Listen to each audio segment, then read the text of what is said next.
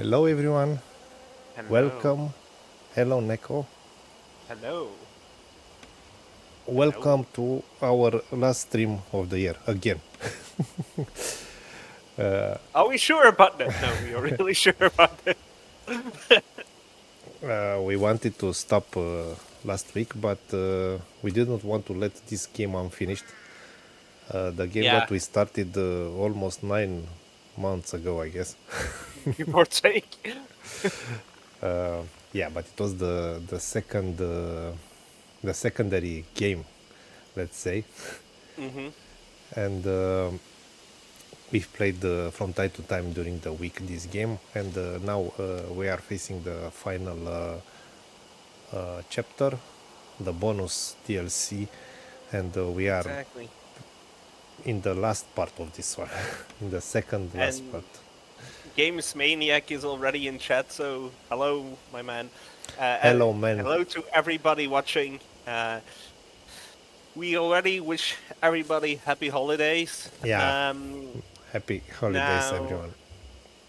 Now, I will give a little quick recap for the people who haven't watched the previous stream, since this is going to be a continuation. Is the bonus chapter takes place after the original 5 chapters of the main story, where that mark appears cursed by spirits, and it was actually a mark for one big spirit to siphon off human fear to get more powerful.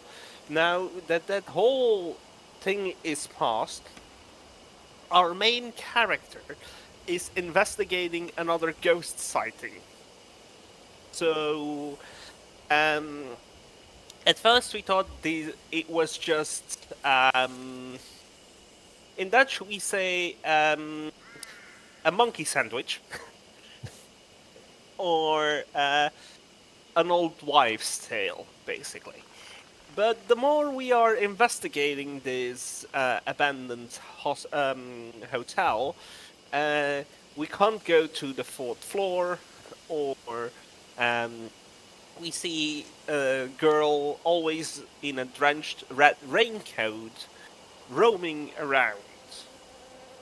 And The girl the only that thing I have you are to, covering. yeah, the only thing I can say as well is we are in a love hotel. This is the girl, Yeah, and this is Neko. Yeah. and this is Neko on top of the legs of the girl. Um, Okay. so we are in a love hotel. You said that we cannot go to the fourth level, and Yeah, we were always teleported back to the 3rd floor. exactly. So you go up the stairs and you arrive again at the third floor. Exactly. We'll see now why. Yeah, and the And only thing I will say is last time we stopped just before when it was going to be because pretty nasty. So because we are of me, going I was to, sleepy. yeah, we are going to start this one with a bang. And since this will be a really short stream, probably around 1 hour, I will also show you something really nice, pick up for hmm you to have something else to await in this stream. And yeah, you can let us know how you intend to Yeah, my voice party is ready. at the end Party, of the party, party. year. Okay, so where were we? I guess this one is. Indeed.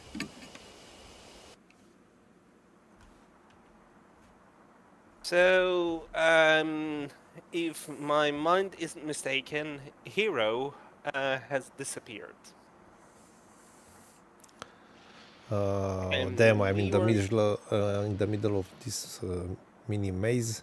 I'm on third floor, and I still can go to the fourth one. No? exactly.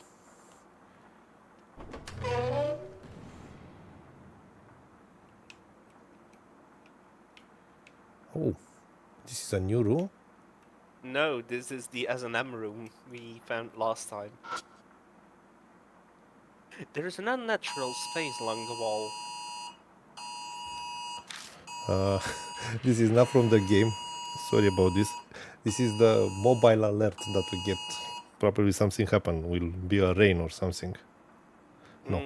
So we got a missing child alert in Bucharest. Oh, wow, that doesn't even happen in Belgium like that. Yeah. That's very interesting. Anyhow, going by the stain, yada yada ho.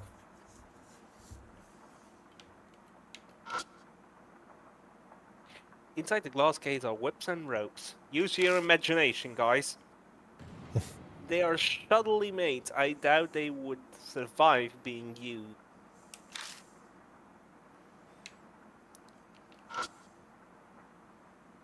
There is a door leading into the bathroom, but it won't open. It must be broken.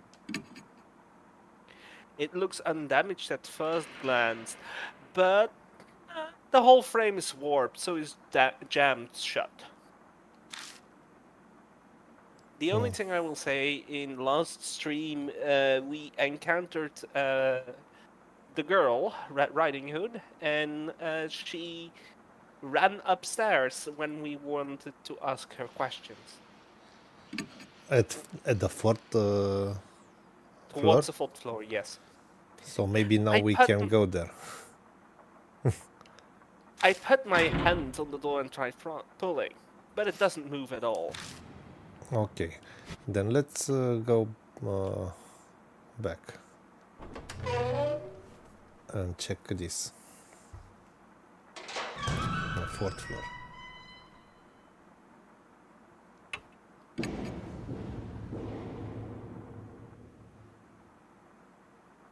I expected it, but sure enough, I'm back in the third floor hallway. There doesn't seem to be a way to go up to a higher level on this hotel.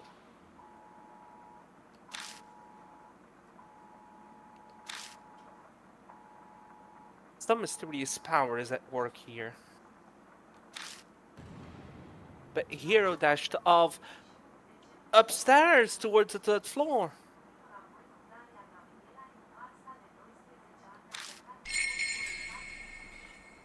Maybe she's still on this floor then. If it's possible to get to the fourth floor, then Hero could still be on this one.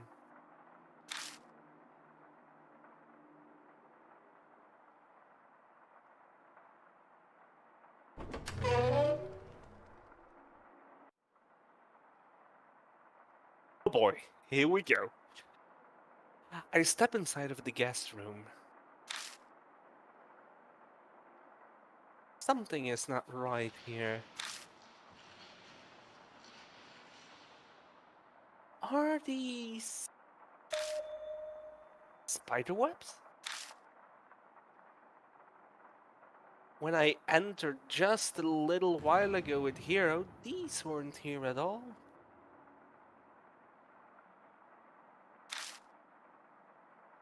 It's hard to believe, but the room is covered in spider webs now. I hear the bedroom door open. Hero? So this is where you are. Hey, Hero? Are you listening to me? She's acting very strange. Concerned, I move closer when she suddenly starts taking off her clothes. Oh! Then...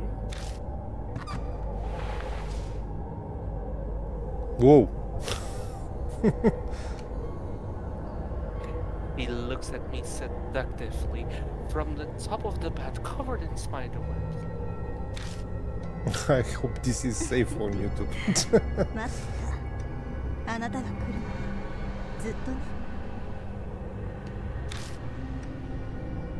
What are you doing? Every word from her lips drips honey. In contrast, my voice gets shriller. This is not like her at all. Is this really the same hero?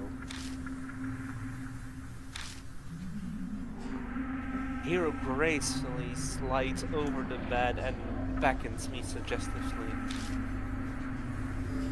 What are you trying to say? Do you understand the situation you're in? What does it matter? You're here, I'm here. Isn't that enough? Is she being possessed? A pale ties glow on the bedsheet as he poses seductively. She almost looks like a spider preparing to strike at her prey. Oh God. yes, we are going there. Well, we are all alone. Don't hold back. Take a good look. The red raincoat flashes before my eyes. Could it be Hero is acting like this because... Is she continuing the questions from earlier? In that case, a clue would be... Remember, what did she say before? Come on, look!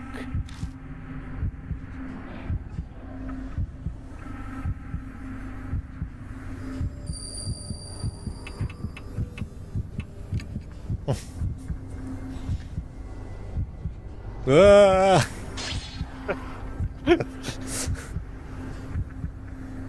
I'm dead?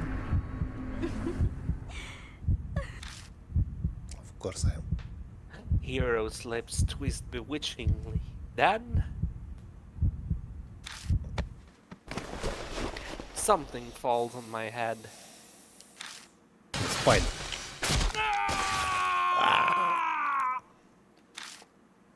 Man, I had to do it. Sorry. I told you it was going to start off with a bang. I couldn't lie. Decide again. Anyway, I wouldn't expect this. I mean, I know that the visual novels usually have this kind of stuff, but this one didn't have anything until now like this. Caught you off guard, didn't you? Okay.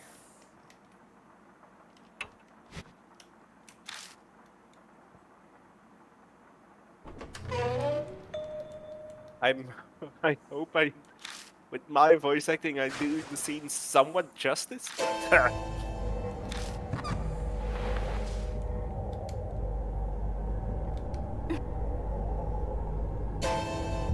And it's safe to be on the Switch, it's safe to be on YouTube.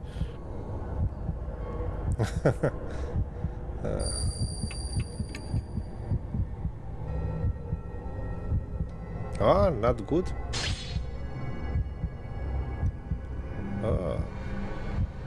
But I'm not dead, I guess. How cute. The hero suddenly starts coughing violently. It's hard to breathe. My back.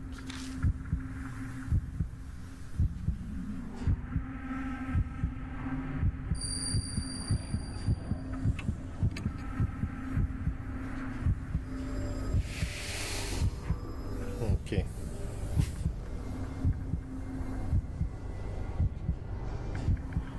I would highly advise you to let the time run out at the next section, because you're gonna need your soul points. So, you want me to die and try again? Perfect score? Okay. I am going to redo this section then as well, Because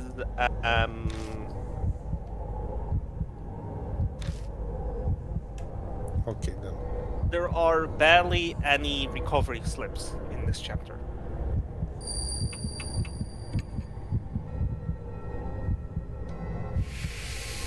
Now you have to take the correct one.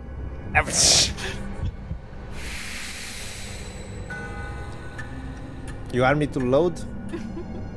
Yeah. Be honest. Okay, we'll do that.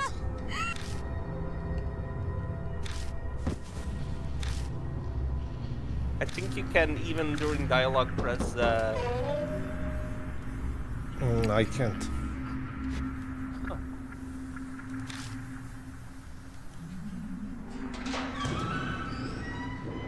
Okay. Yeah, this is a long scene. That's why I suggested let the time run out.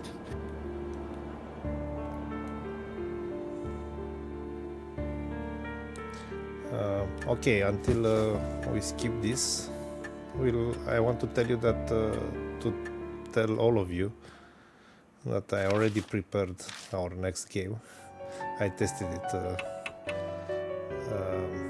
tonight. So I need to exit or how? And we'll play a game that.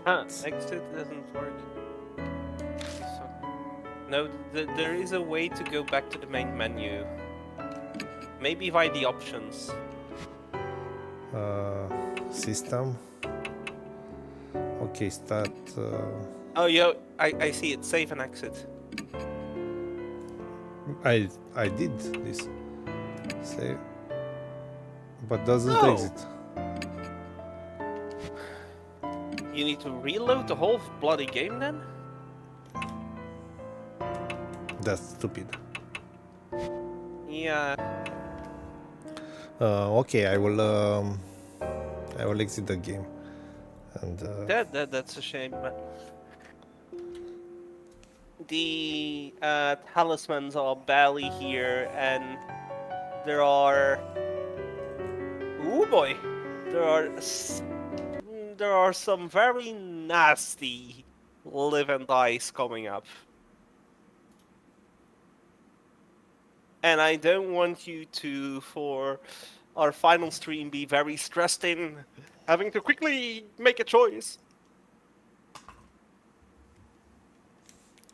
Okay, no problem. We'll redo this and skip what we already seen. I'm talking from painful experience here. Okay, so I need to go first up here. Up and then to room. The walkthrough says room 8, so that's the room on the left. Okay, let's go back. No, sorry.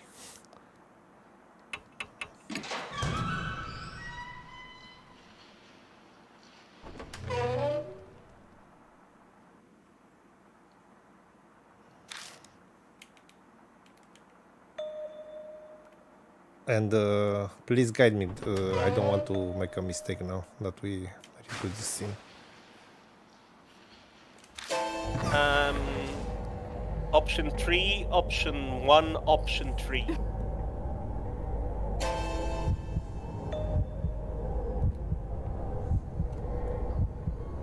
So 3, 1, 3.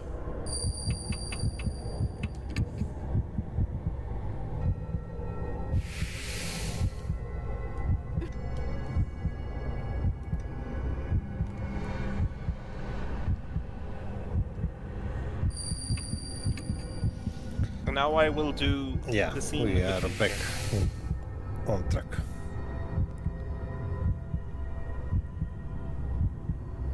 The instant I touch her, her coughing stops. That feels good. But I know. Eerie suddenly lowers her voice. I tried hard during college and at work not to lose man. But I'm all alone in the end. No one ever looks my way. I'm sure you're not interested in someone like me only.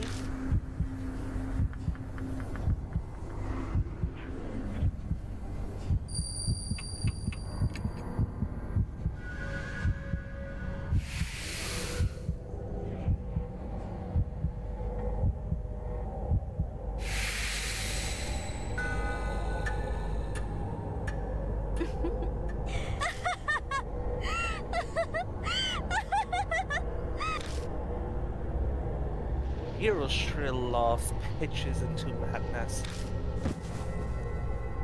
Hey, get it together! I shake her shoulders repeatedly, but she doesn't reply. It can't be. Is she? Her personality has suddenly and dramatically shifted, and its crazy laughter. Cold sweats drip down my neck. This is almost like... どうした?誰かいるのか?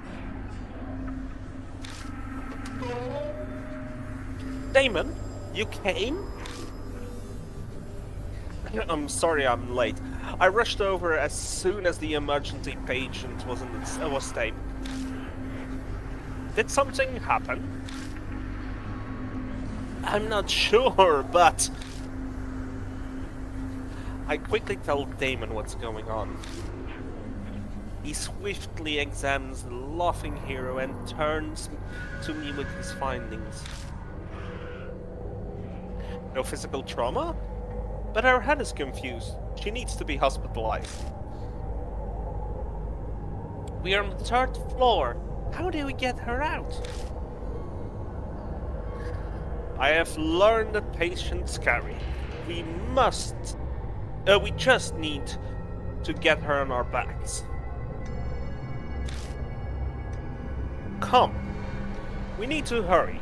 If she's been poisoned, then time is everything. Right, I will help.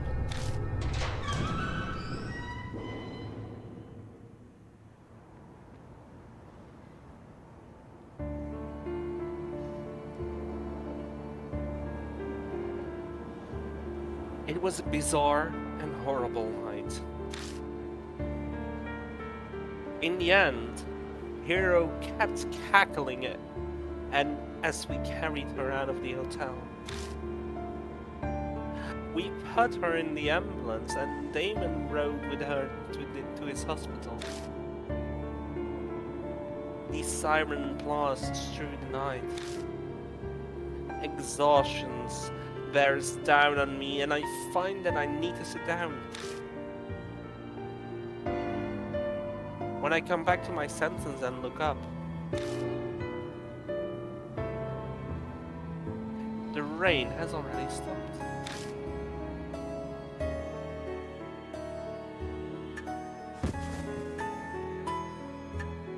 The moment I get back to the mansion, I collapse on the sofa.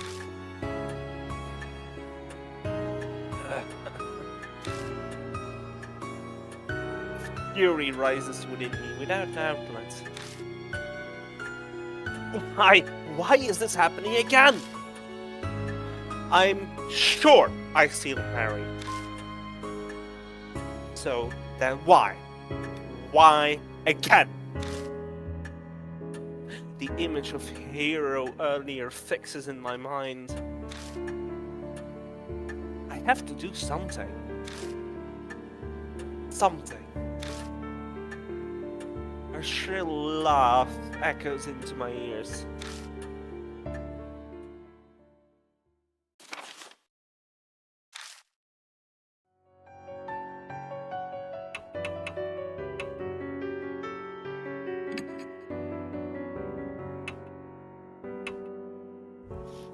We go to rest or we need to do something else?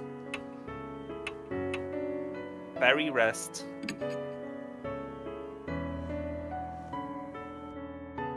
That's right. I have to investigate again tomorrow. Once I'm done looking things up, I should go to bed early.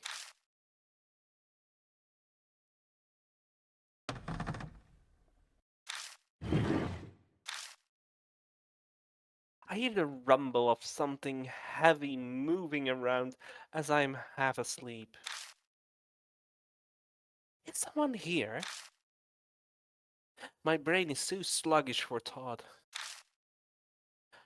I couldn't say for how long I slept. I remember it being dawn, but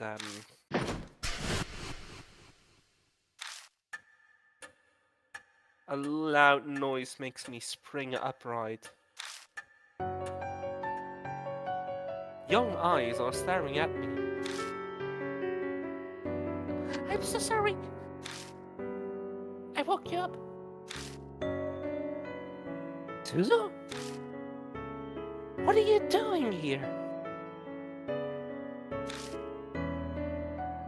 Your room was messy, so I thought I would clean for you.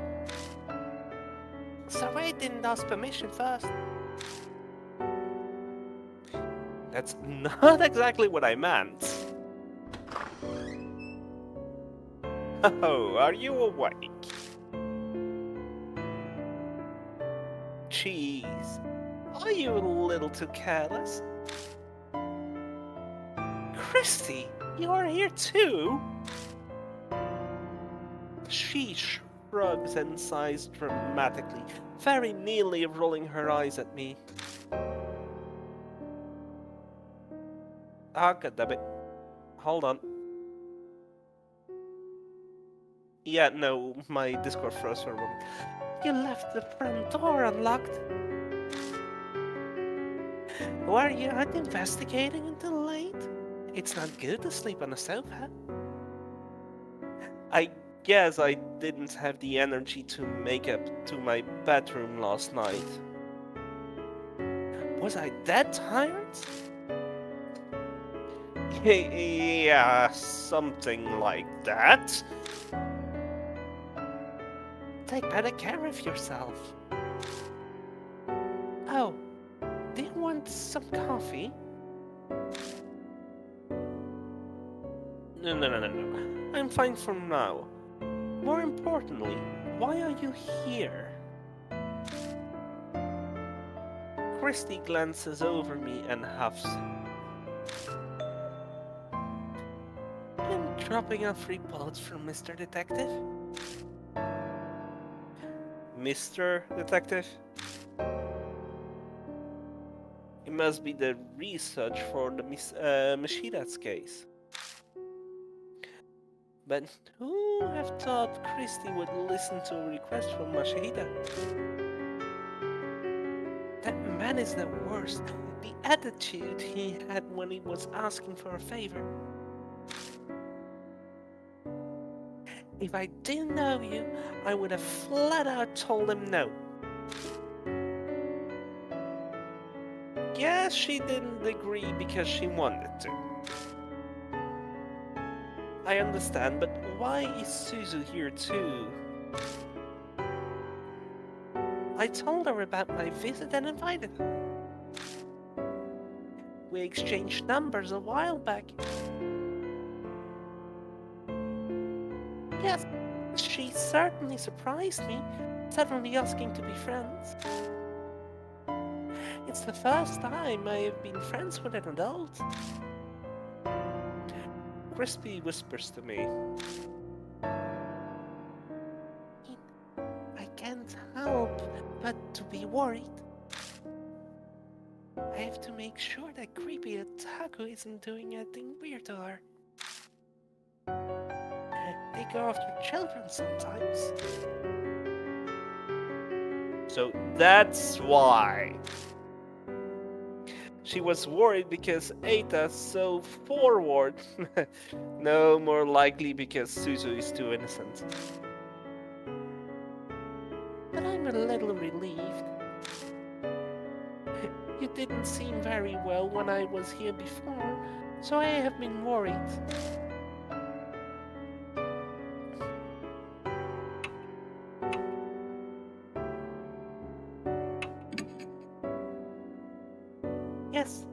seems you're fine now. I wish Ada could come with us.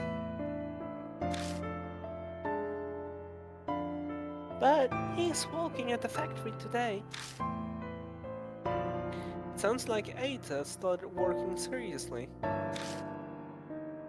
It's never too late to start something. I hope he tries hard. As a little side note, Ada is appearing in promotional material and is maybe a playable character or a sidekick in Denmark 2, the upcoming game. But that Mark II wasn't really already released on Japanese territories, Yes. so it's something that you can check, I guess, for I sure. am not going to, Okay. to avoid spoilers.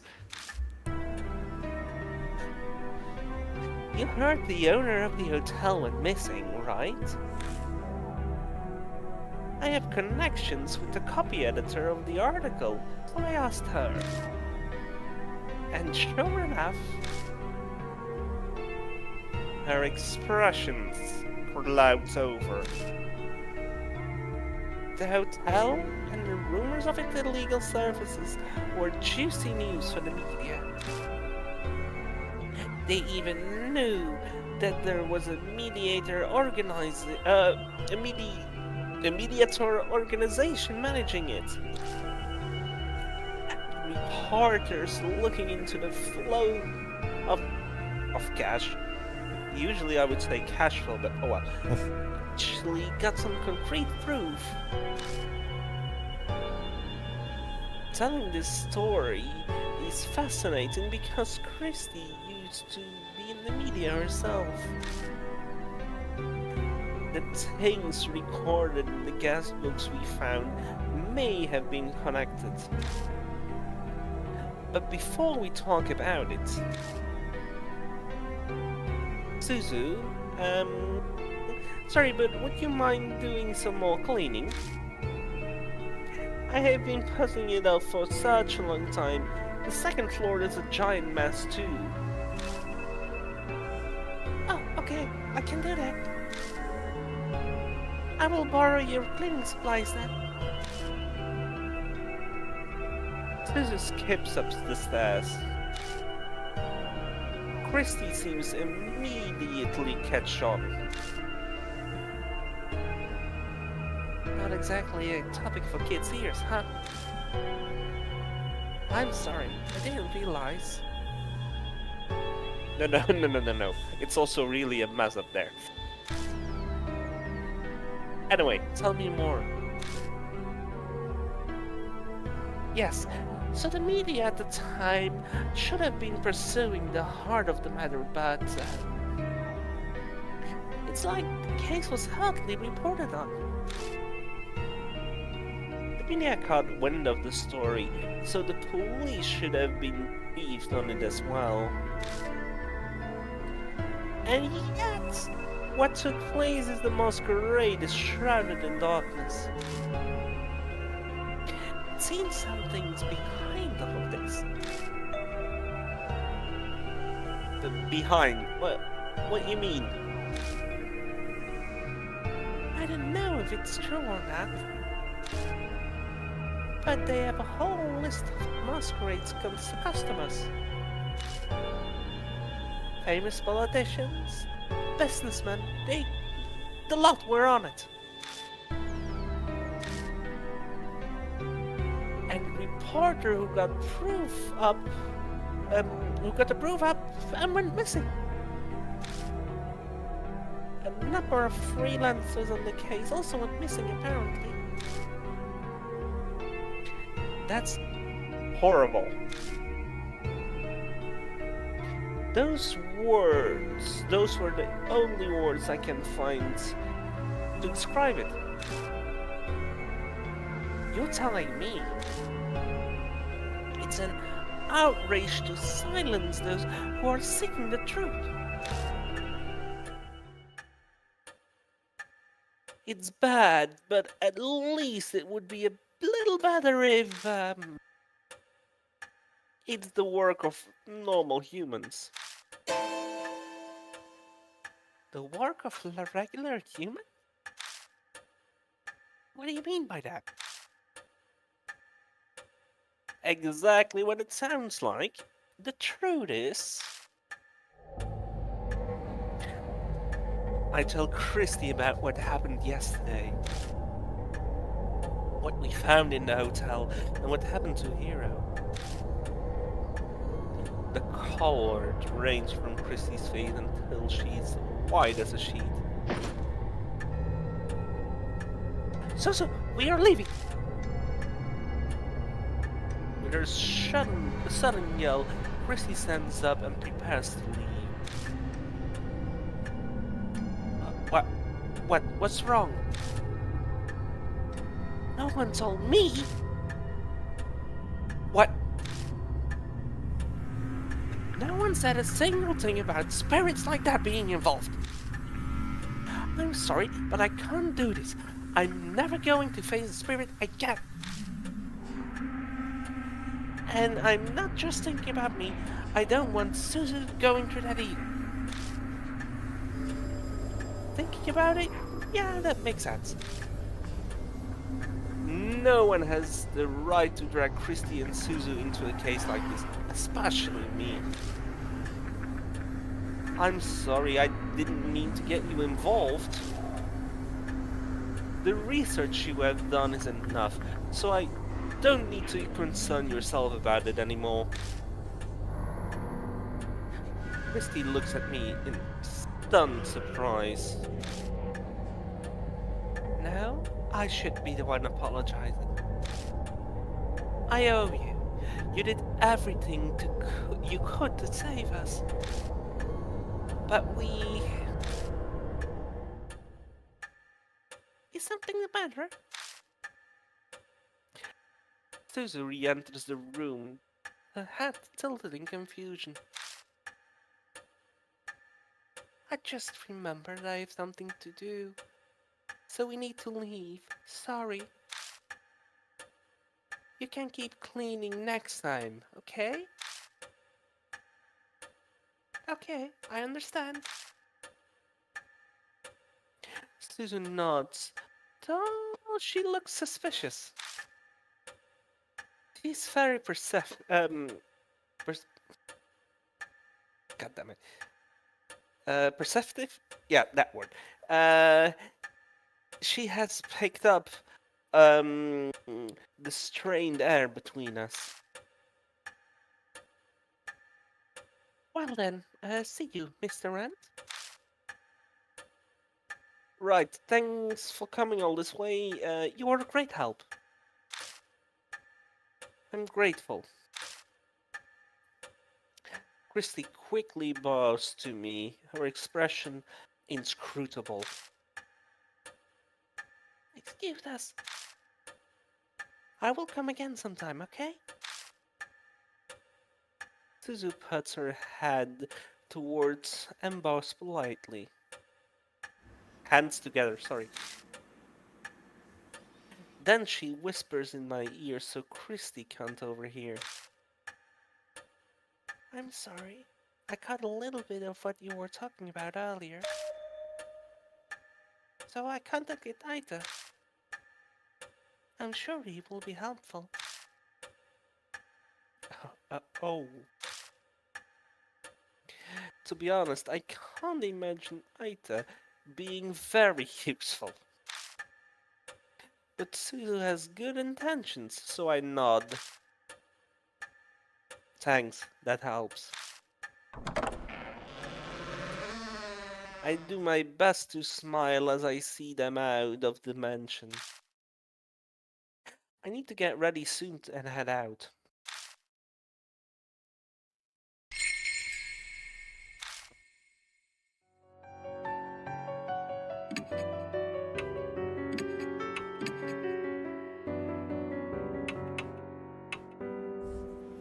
Okay. That little sip was needed.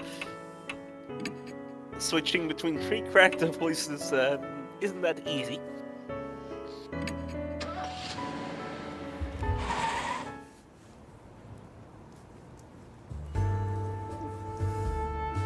I didn't think it would go for 2 days straight.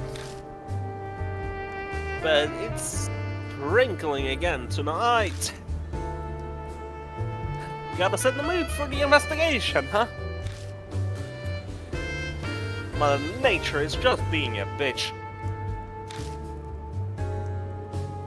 As the time comes to get the search started, 2 figures finally appear. Who is it gonna be? Hey, right on time. Did you get any sleep? Damon looks exhausted, probably as a result of everything that happened last night. Hello! 今日はわしの出番じゃな。シクやろう。 And she honestly never expected Banshee Aitu to come to help. But he definitely has spiritual powers. Yay! Sakura's judgment is on point. But more importantly, how is Hera doing? She's stable. She's showing no adverse symptoms. But she hasn't regained consciousness, and she's exhausted a lot of energy. Even being optimistic isn't good. At this rate, her life could be in danger. Is that so? I was prepared for bad news, but the situation sounds exceedingly dire. Lay down, madam. The problem is we don't know the cause. We suspect poison, but without knowing what kind, there is nothing we can do. What's worse is we can't find a puncture wound for the injection point. So you can't give her serum. Isn't that normal what you give patients when there is poison? Damon looks exasperated, or rather frustrated as he shakes his head. Oh, so just try random antitoxins? Sure, if you want to kill her, go ahead. Even if we would get our hands on the poison, it would take time to create a serum. It would be too late. So there is nothing we can do. If we just had some kind of a clue. I look up at the hotel, lost in a sea of neon. There isn't much hope, but we can't despair either. Oh, that's right. Just so you know.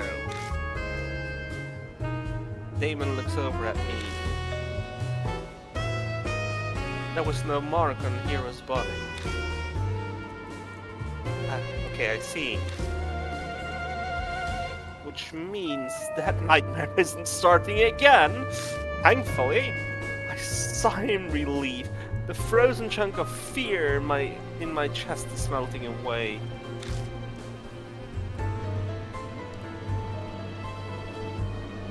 I did some investigating on that myself, actually. I went to the warehouse last night. And what did you find? Nothing has changed. The Apollo Nua box is still sealed. Is that right? Well, that's good. That's the first good news I heard in a while. Come on, you two! How long are you going to stand around chit-chatting? Let's get going already. Right, sorry to make you wait. This is everyone today, right? I hesitate for a second as Aita comes to mind. But yeah, this is all of us. Let's get started. Good. Time to get a move on. He's so energetic that it's almost more worrying than reassuring. Why is Banshee this fired up? Justify why, old man? This place may be abandoned, but stealing is a crime. An ex-detective gave us the request, so if you do anything illegal... How dare you? I don't go around stealing things. I'm helping out of the goodness of my heart. Anyway, who cares about that? Let's get searching. Sounds like Damon hits a bullseye. Banshee rushes in ahead of the hotel as he's trying to get away. As troublesome as ever. Well, he's at least reliable at times like these. By the way, Rand, may I ask you to do something for me? No need to be so formal about it. If something were to happen to me, please move Hero to another hospital at once. I've spoken to another doctor I know. Okay. Then if I start acting strangely, I will leave myself in your hands, Damon. Yes, of course. And what will we do if we are both done in? Good question. Guess it will be up to the grumpy detective. Right. Let's have him take care of it. Come on. Can't let that guy wander alone.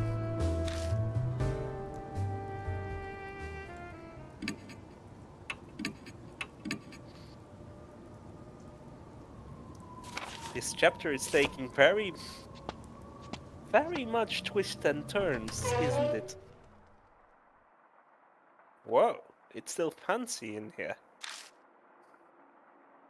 Banshee's cheerful voice hits us as soon as we step inside. Maybe I could make this my second home. Oh, what's this glass case about? Talking to himself, he started rummaging around. I already warned you once, old man. We are not here to play. I don't think Banshee is listening. As Banshee putters around by himself, he reminds me of what happened to Hero yesterday.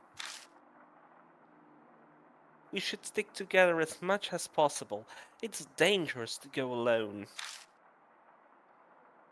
Yeah, you're right. Hey, old man, are you listening? I have ears! He hears us all right, but clearly won't listen. Good grief. So, Rand, you searched up to the 3rd floor yesterday?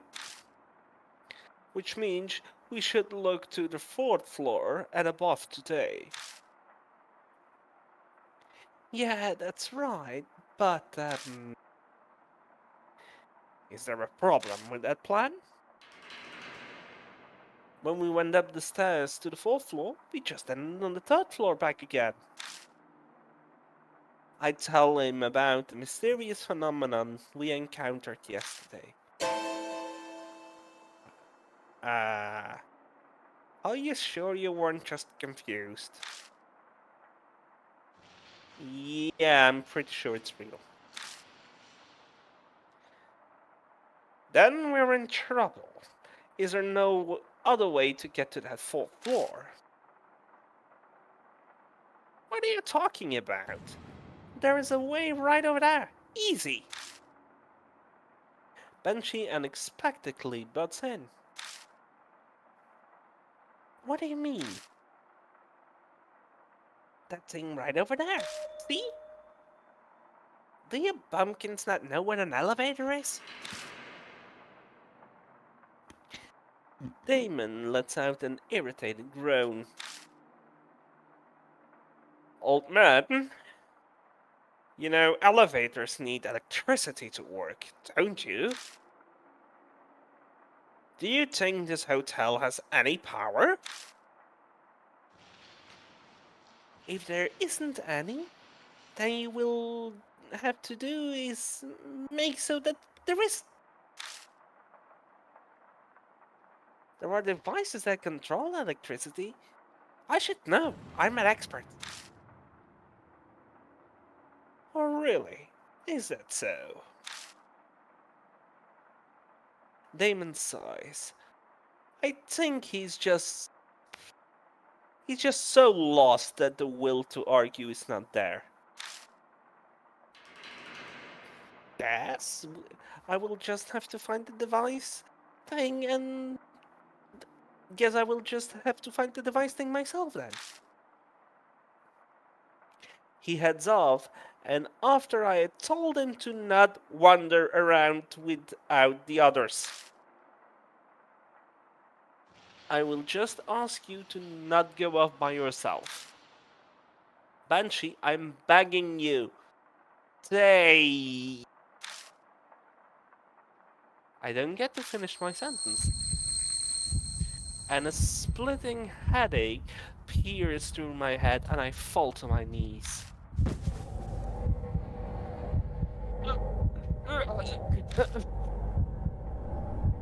Rand, what's wrong? My head suddenly... Do you get chronic migraines? Do you have any medicine on you? No, I don't think that's it. My head, it's just throbbing. A pulsating headache? If you don't have any medicine, then icing is the best. I will go buy something from the vending machine. Sit here until I come back. Don't try to stand, you will fall over. I sink to the floor, unable to even reply. Before long, Damon returns with a cold bottle of water, but strangely enough, my headache completely vanishes while he was gone. It's hard to believe that the pain that intense would disappear so easily, but it did. Damon doesn't seem particularly surprised when I tell him. No, it's not that odd. After all, we haven't clarified what causes the headache in the first place. I'm sure it's just exhaustion. Did you sleep enough yesterday, did you? Yeah, that's true. I can't exactly say I got enough rest.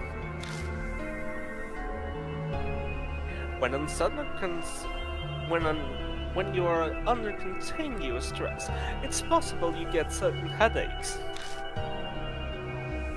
Little side note, I relate so hard with that.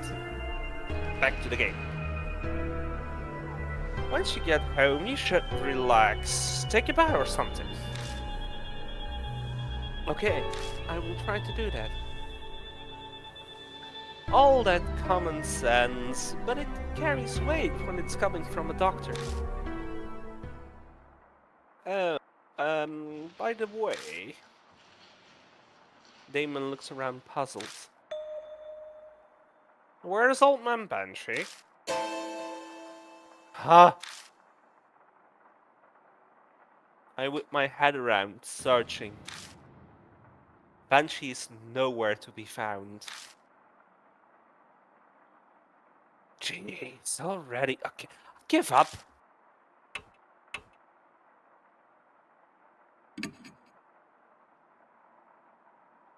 Yeah, let's hope so. I'm quite worried. But there is nothing we can do. We will let him do what he wants. As long as it's a proper investigation, the detective should have no complaints. Yeah, let's go.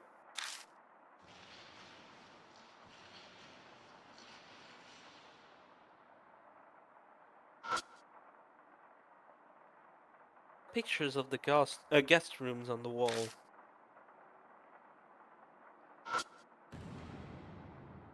It's a display case holding various products. A painting is clearly out of place among them. Masquerade Wife. It's a picture of a masked woman wearing a wedding gown.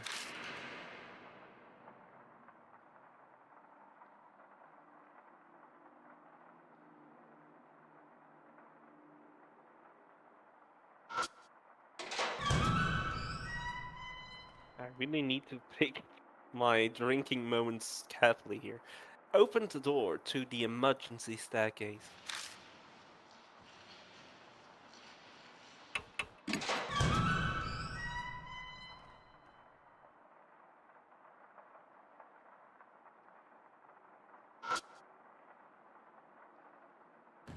It's an object with a metal cover. I think it's some kind of electrical device.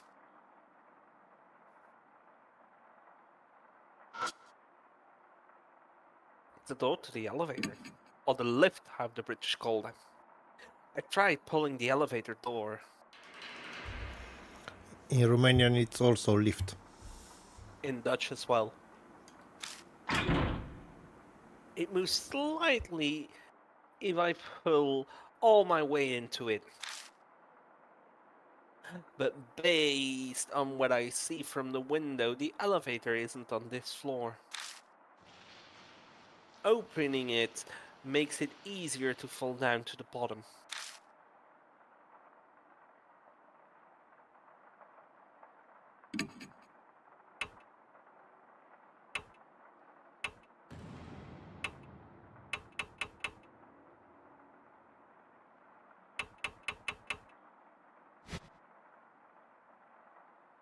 I'm just gonna put my heating a bit lower here since my room is getting a bit hot. I shine my flashlight through the safety window. There is only empty darkness inside. Hello, darkness, my old friend. The elevator must have stopped on this floor. Not stopped on this floor.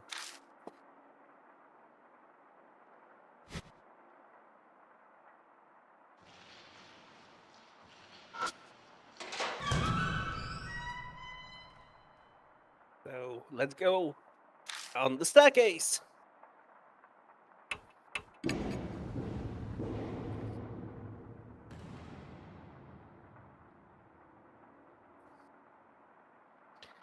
Just curious, in Romania, what floor number does the ground floor get?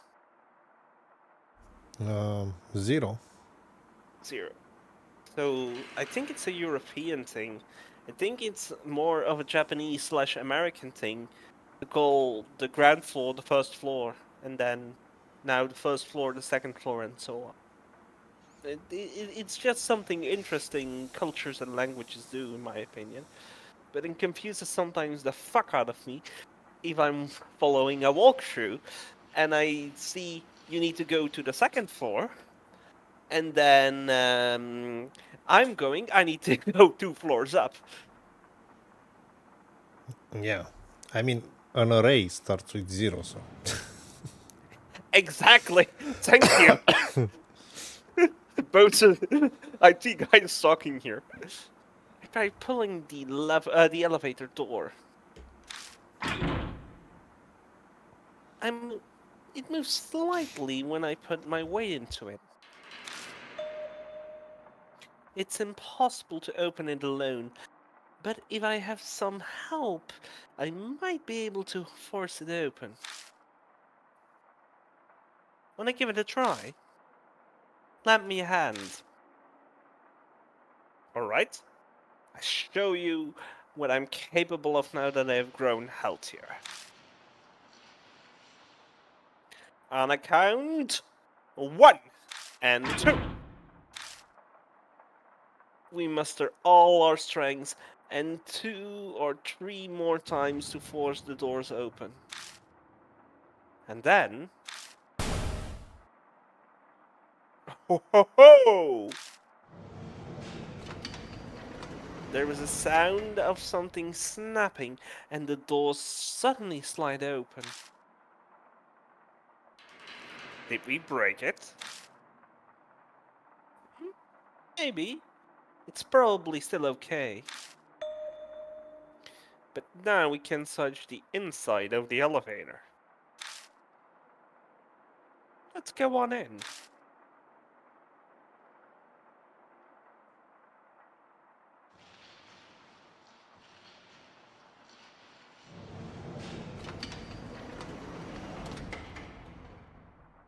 Manually opening the door with my hands and stepping in feels really weird.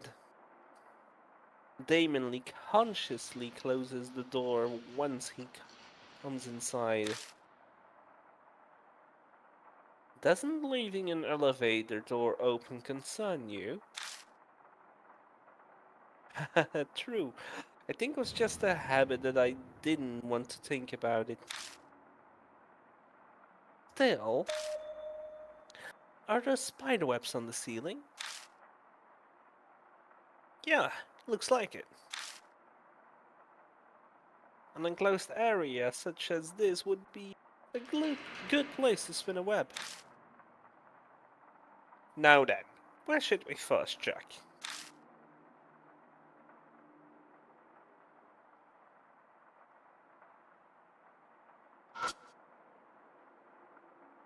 The cables are coming out from the hole in the top. Looks like a light used to be here, but it was taken down for whatever reason.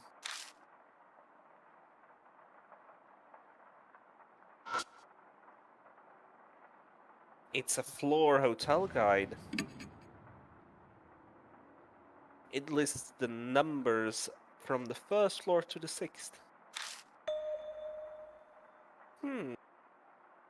Then there was a VIP room on the 6th floor. It's the only one with a different color.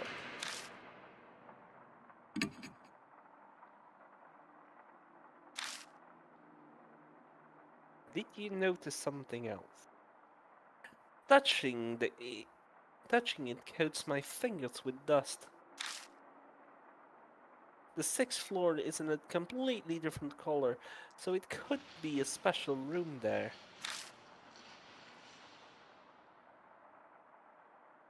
Go over here.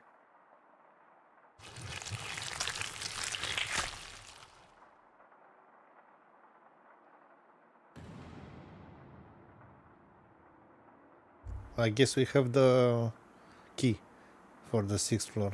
No? Here? Maybe. But let's Too start bad. with the 4th one. Too bad you skipped over a jump scare, but oh well. The jump scare was behind you, no? No, it was on the window. Ah, damn. I will look at the recording. Nice. A silhouette of the girl was standing there. Nice. I wasn't paying attention. I was looking exactly where the light was. Yeah, but it's an elevator button panel. It has buttons from the 1st floor to the 5th. Going by how it looks from the outside, it doesn't seem to be broken. Huh? Wait. Is it me, or is something off? It's indeed odd. The buttons go only up to the 5th floor. And yet, the floor guide says there is a 6th floor. That's quite concerning.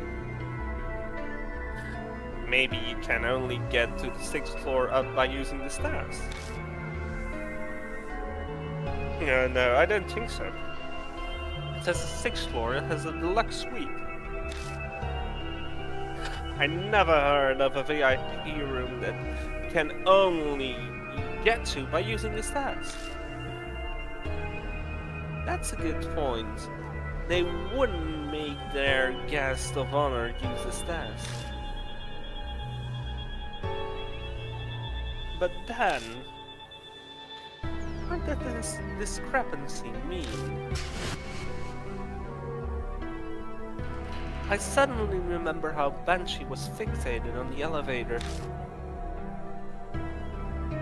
Like he somehow knew it held secret all along.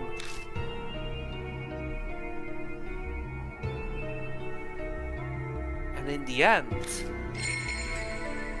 we will just have to try to get it moving. Huh? Get what moving? This elevator, like what Banshee is saying. Damon stares at me, making his face as utter disbelief. You know, Banshee has mysterious power. Maybe we just need to bet on them. Though, his idea of a huge hole in it.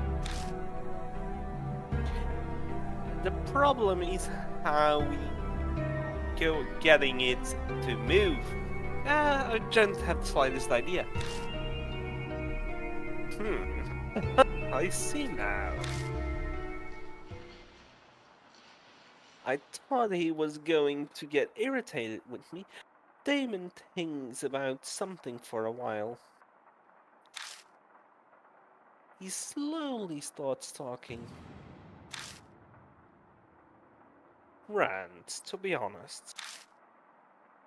I have given a lot of thought since then. A lot of thought to what? Why we survived. Or more, why the spirits were vanquished. I have been considering the reason. It's surprising to hear him talk about that. He speaks as if it's recounting something painful.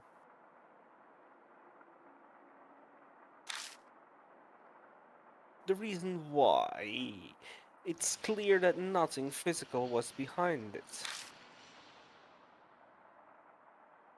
I get the feeling they were vanquished for a more meaningful reason. Otherwise, that soldier wouldn't have crumbled from just one hit with the chisel. Which leads me to one answer. The fights we experienced with the spirits weren't actual fights. More rituals than certain conventions. Rituals? Yes, just like the religious ceremonies.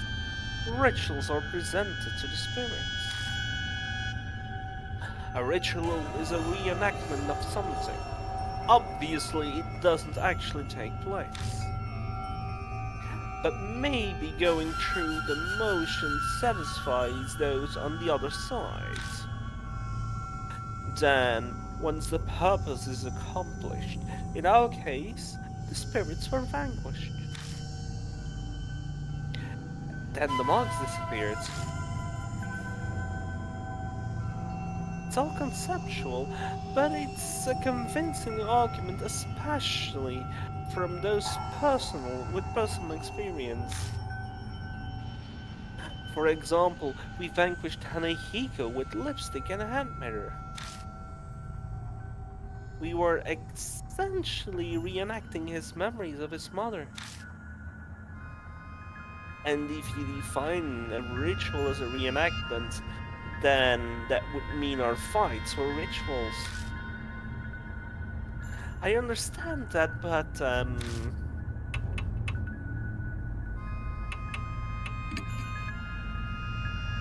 we must fix this elevator. That much is clear. But perhaps we only need a ritual. In other words, go through the motions. So he's saying we need to perform some kind of ritual to get the elevator moving. It's almost like playing house. This isn't playtime. Rituals are serious. No adult would be excited over a groundbreaking ceremony. Fair point.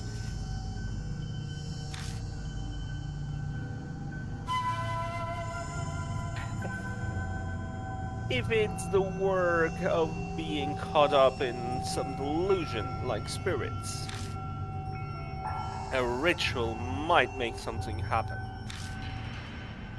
The investigation was entrusted to you, therefore I'll leave up this decision to you.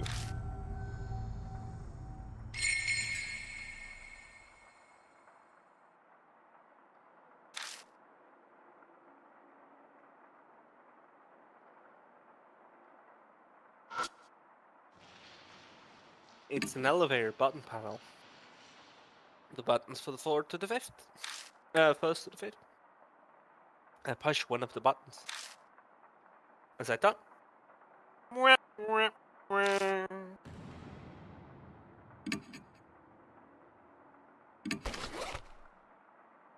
pull out the emergency keyring. But alas, what should I do with it? I can't think of any way to use it.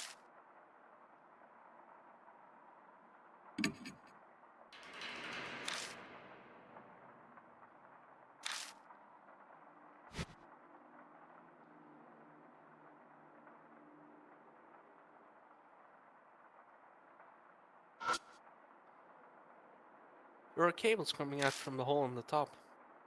It looks like a light used to be there.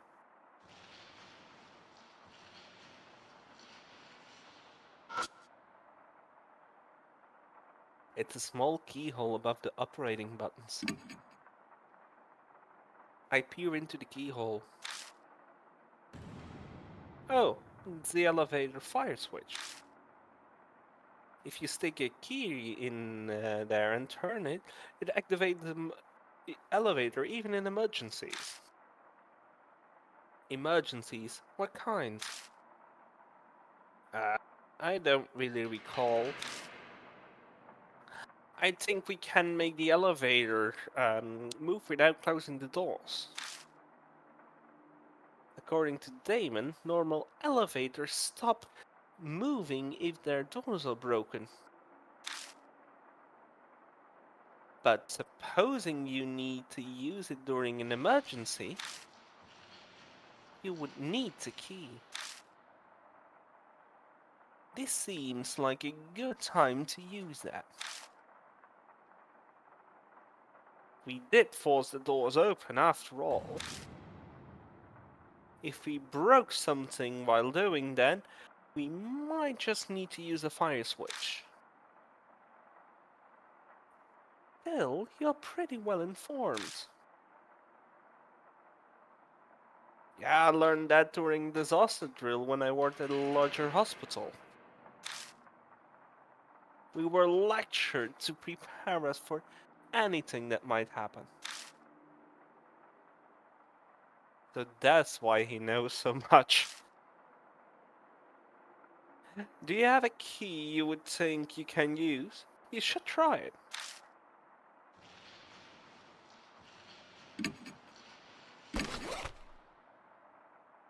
Take out the emergency keyring out from my bag and check the keys on it. I find a small key that has the words "fire" engraved on it. I stick the key inside the fire switch. I slowly turn it to the on position. But I can't turn it. It doesn't seem lubricated enough. If I try to force it, it might break.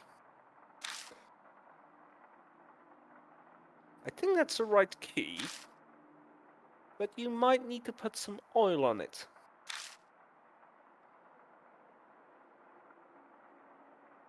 I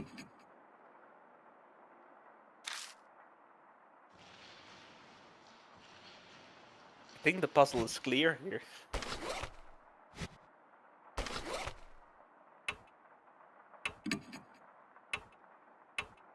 You don't have all the items yet.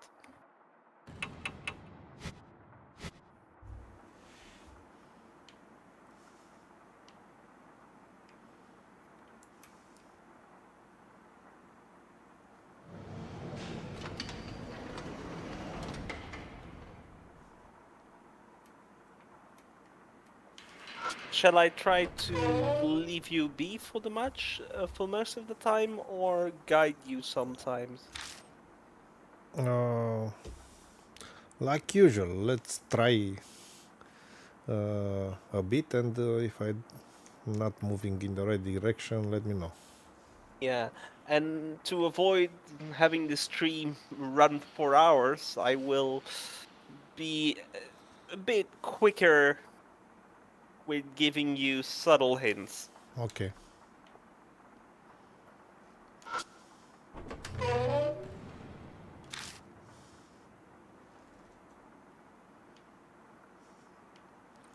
Uh, Let me ask you, can we get some oil from the car somehow? No. Okay. Then I need to check all the rooms from the first two floors. Currently on this floor there is an item to be picked up. Okay.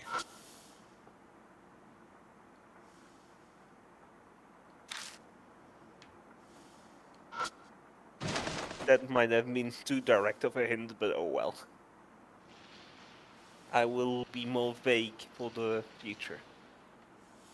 In my search to see if anything is inside, I only get dust on my fingers.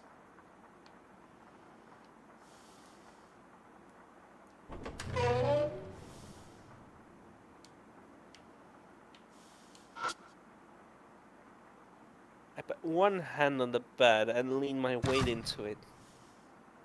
The spring simply creaks fruitlessly. Like last stream, fruitlessly. What the hell? There are iron bars covering the window. The sturdy iron bars seem to be a little much if they were only to stop people from falling.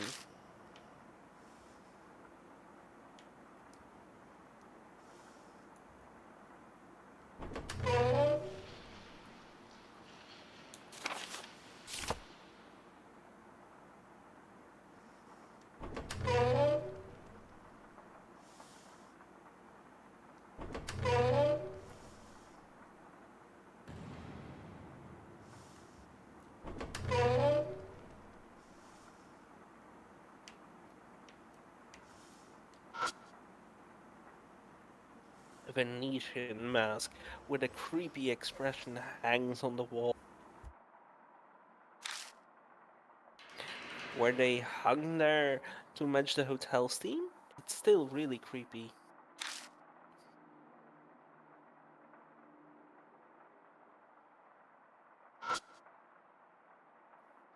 The power cords has been cut, and the phone line as well.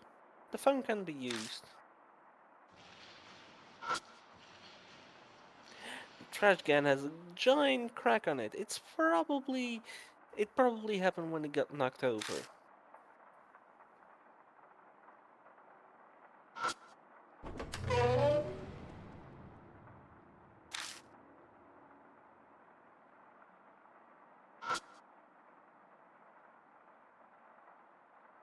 The mirror is stained, but it's still functional.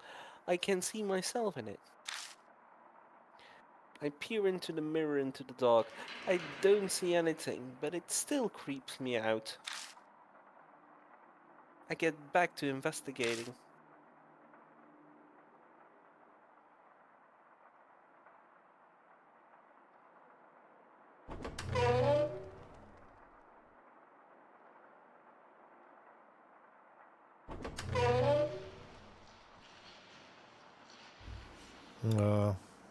I I'm guess gonna give it. I'm gonna give a hint. You are not cock blocked by our cameras. It's a visible thing. okay, so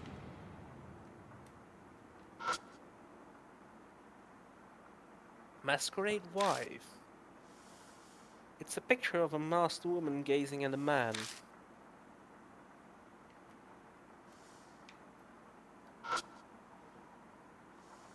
A chandelier. It's dusty, spoiling its beauty. Now, I'm hesitating to flat out say it to you, but it's in one of the rooms I already been, no? yeah. Okay. Ah, not here. The hint you would have gotten would have been a lot easier if we were able to play this in one sitting.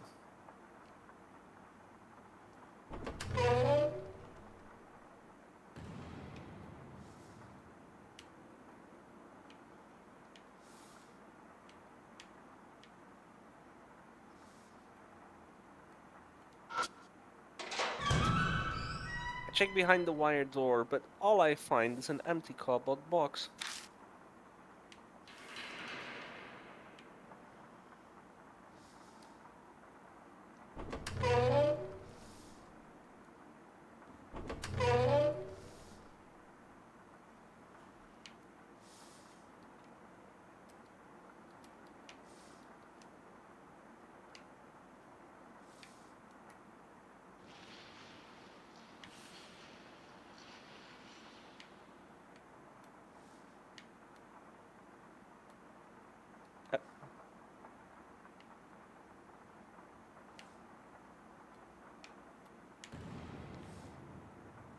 Ah, It looks like a paper under the bed. It's a square, brightly colored plastic object. I can't see the whole thing, but I can't tell what it is. I tried pulling on it, but it doesn't budge. I will have to lift up the bed a little more if I want to get it out. What do you think? Can you lift this? Well, I can at least hold it up. I will just have to give it a try. Make sure you don't hurt your back. And a 1, and a 2, and a 3. We both lift up the bed together. I managed to drag out the object with my foot. I've got it. Can put it down. I worked up a sweat. So what did you find? That. Strange. It hasn't been found until now. Well, at least it hasn't been used.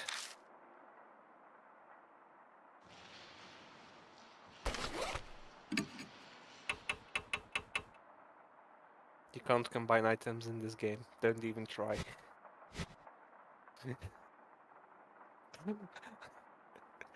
But nice thinking, though.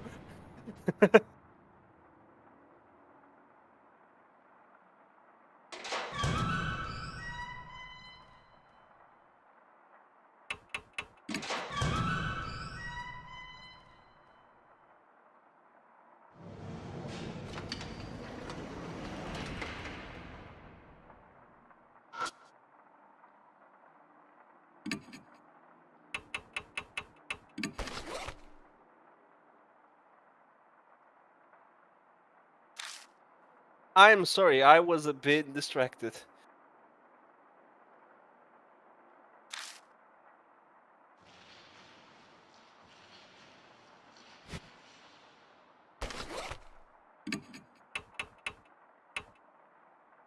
Oh, it's later than I thought, so wouldn't you mind I not immediately say the solution, but guide you even more, since it's in a half hour, it's 11, so midnight for you. Okay. By the Okay. way, I'm not that tired, so if it takes a bit longer, it's not a big problem now. Okay, okay. But you're done on this floor for now. Because we still have a sizable chunk to do. Either I do less voice acting or... Not. So. So let's go to the third floor then, no? Yeah.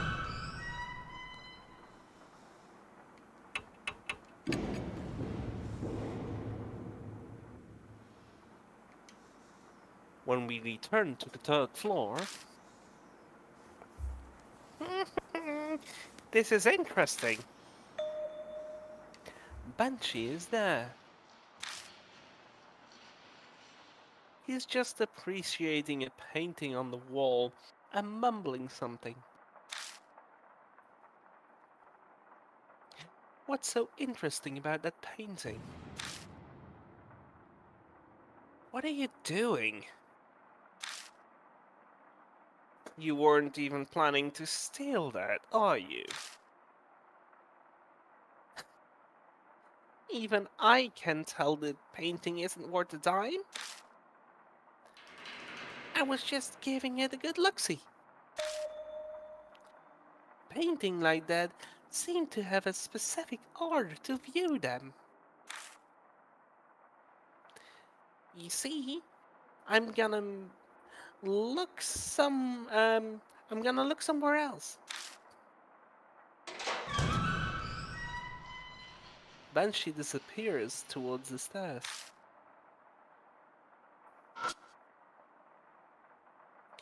Masquerade wife. It's a picture of a washed woman walking with a cane.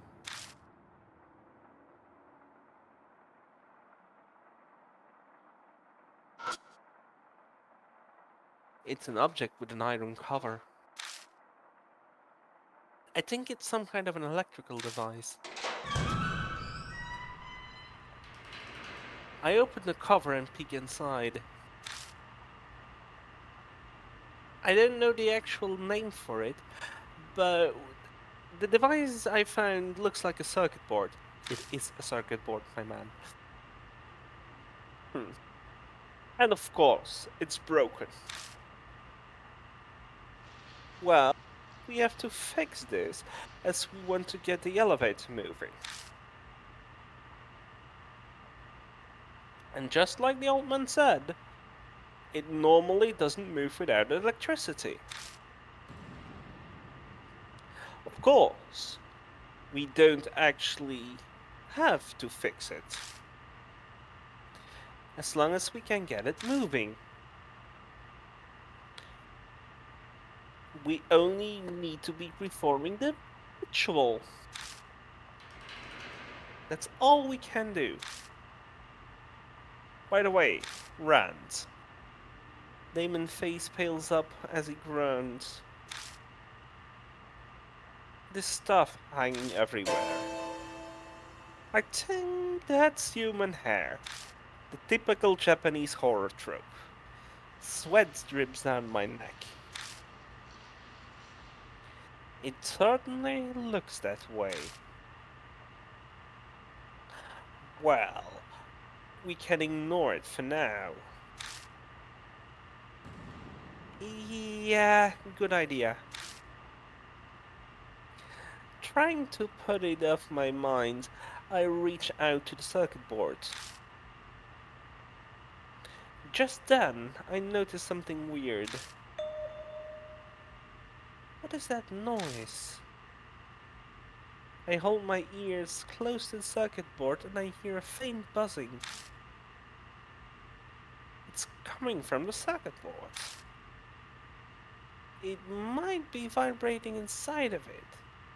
That's often the case with electrical devices. You're right, it's vibrating. Touching the case with my fingers, I can feel the vibration. He's right. The board is vibrating. So that must be why. Damon nods to himself. There aren't any spiderwebs here. So what do you mean? Nothing. I would have expected this place to be covered with spiderwebs like the elevator. So it was strange to see it wasn't. It's probably because of the noise. Spider hates small vibrations like this. I have heard that that's why they don't spin webs by motors or things like that. Huh. It's not really relevant. Now, what should we do about this? Keep searching on this floor. I am going to take a minute break to quickly set me a pot of coffee. I'll be right back.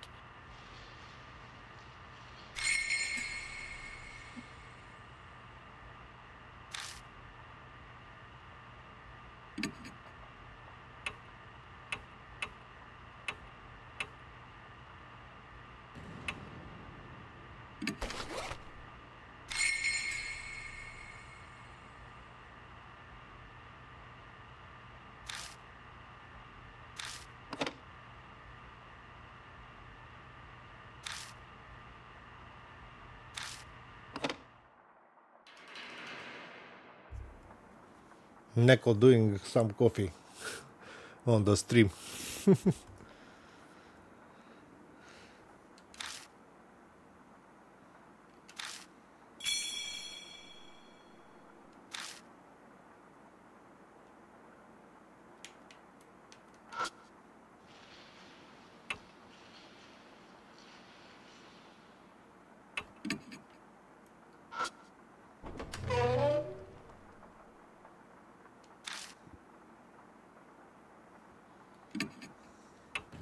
The only hint I will give Rand at the moment is the solution is found on this floor.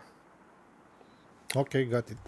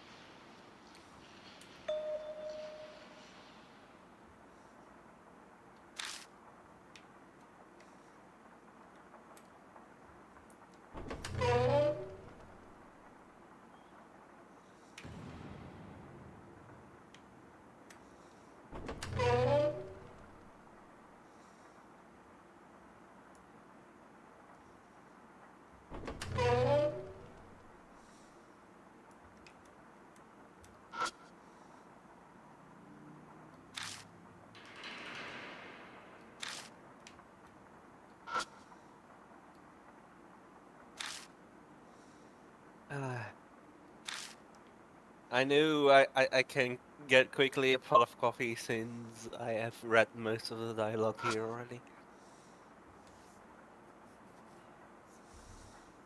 Like this I did previous stream of the Spanish donkey. So guys, let your imagination work what they did with the Spanish donkey.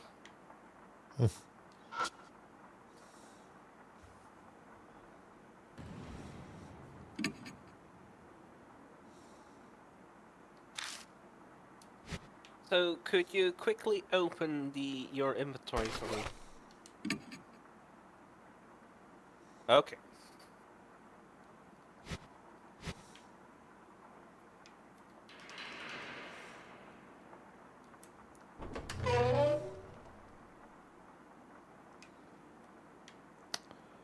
Uh,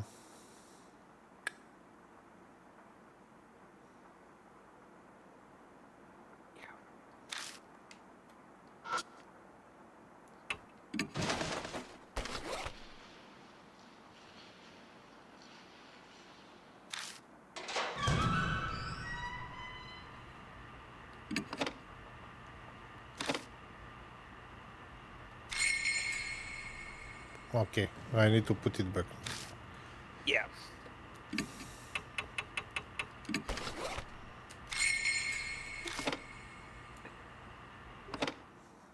It's such a point-and-click gaming thing.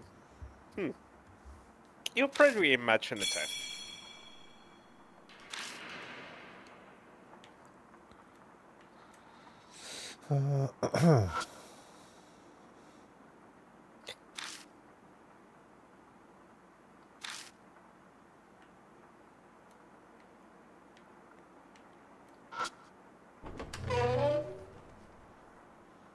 Okay, it's something that I didn't see again.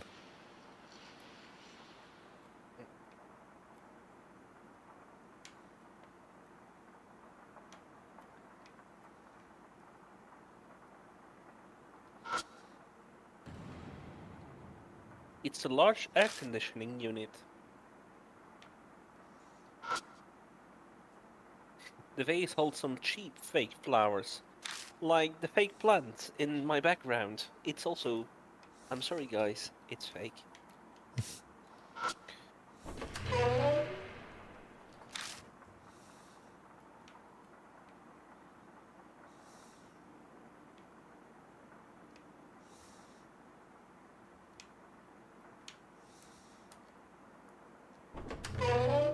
Huh. You didn't see it blinking down there? Uh, I've checked. You mean here? Yeah.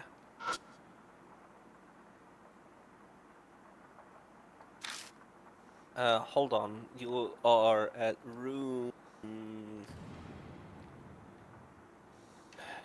You are on the 3rd floor, so that's room 8. That room is 9.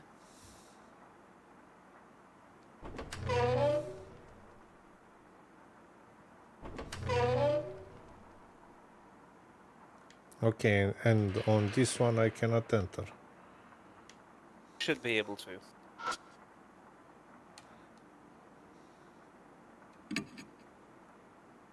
With the tool.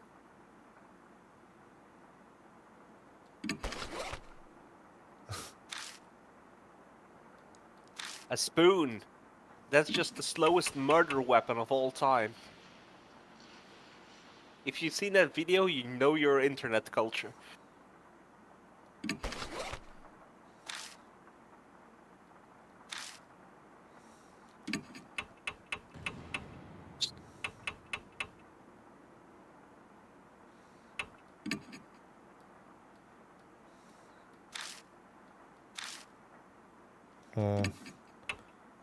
Okay.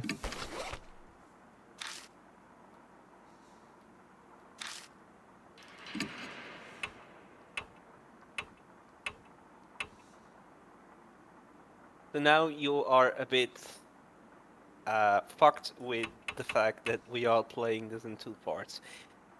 We tried this with Hero, and you and Hero weren't strong enough. The same thing with the bed.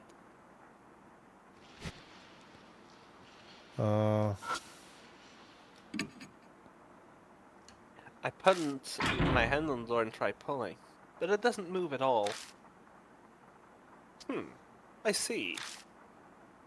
Try opening it while pushing from the other direction. Which direction is that? One not involved with opening or closing, so from the side. Try pulling on the frame again. I will try out my idea. I pull it on again, as I'm told. Damon puts his hand on the door, on the side of the doorknob, and leans his weight towards the hinge. Then, the door, which had stubbornly refused to open, now abruptly pops open. Whoa! It actually opened. Just a little life wisdom. I live in an old-traditional house, so I had my fair share of troublesome doors. Makes sense. You never know when this comes in handy. It did. In real life, this little thing helped me once. I got stuck in an old attic once, and I saw it was a similar problem than here in Denmark. So a little bit pushing to the side, so the door, you move the door a few inches, a few centimeters to the side as well. So you actually pop it sideways open in a way. You need to put yourself in front of a door, and it will make sense what I'm saying and what Damon is saying here. After all, this guest room seems different. Yeah, we should be careful.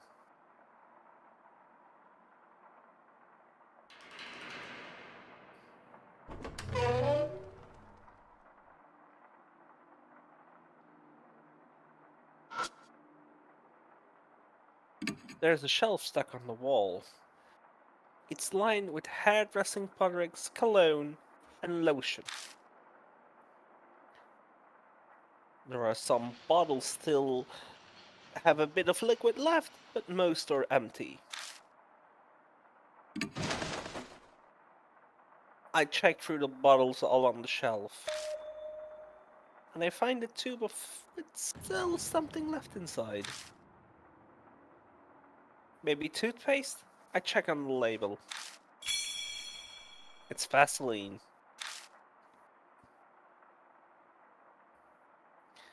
White white scientific name. Huh? It's used for lubricant and moisturizers. Might come in handy.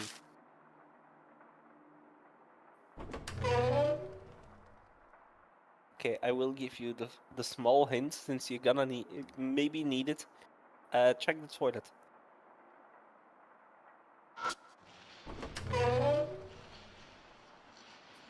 You're going to be very happy what you find.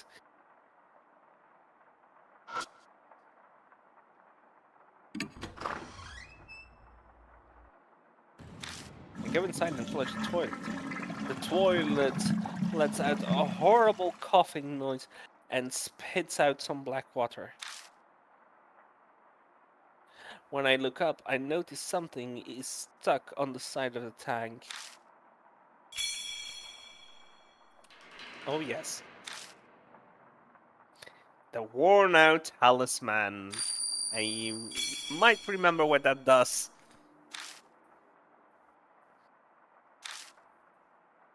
Okay, so we are safe again. Could you quickly check also the shower?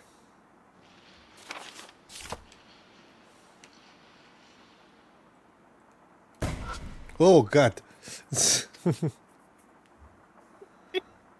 That was intentional. I knew that one was coming. It made me jump as well.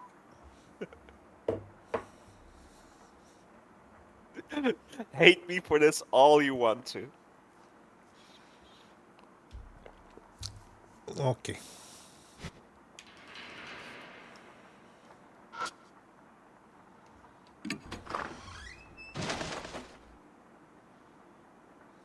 I step inside and dig around in the bathtub. Huh? I immediately noticed a large object that looks like a small log. Hey, what's this? I stare until I realized what it is.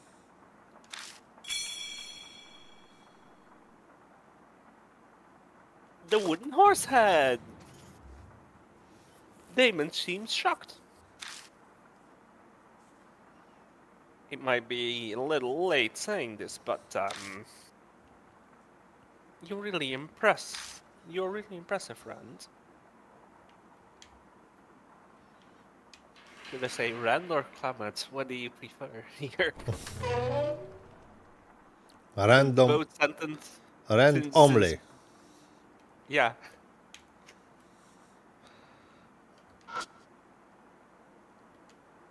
A Spanish donkey lies in the corner of the room.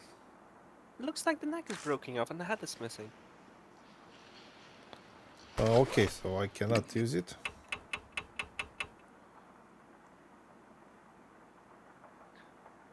Uh,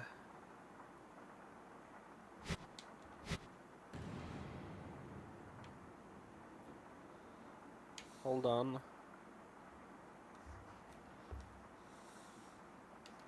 Not for now.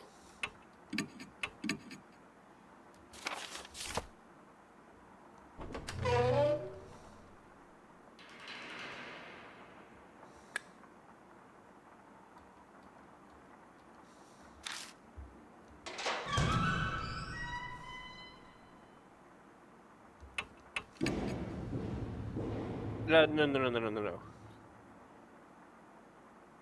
Not here? I'm saving yourself some time. No. It's yours. You still need to be on the third floor.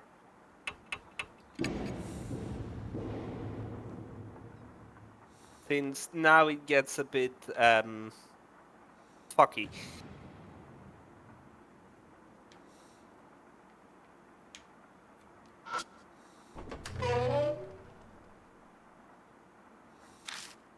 Let me just say elevator.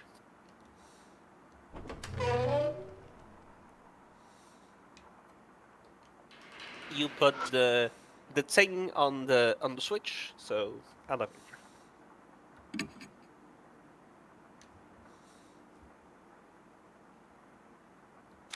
Right, pulling the elevator door. The doors move slightly when I put my weight into it.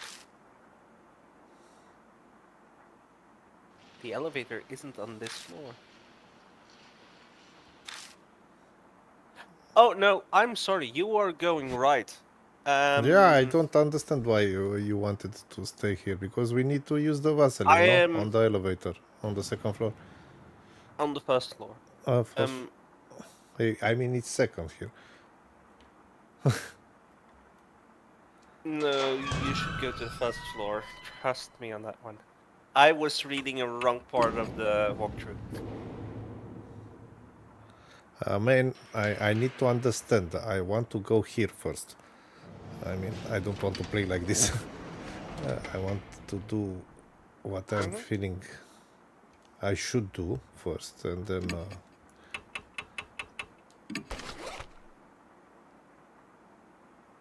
I smear Vaseline around the keyhole. There's a keyhole here, but I just need to key.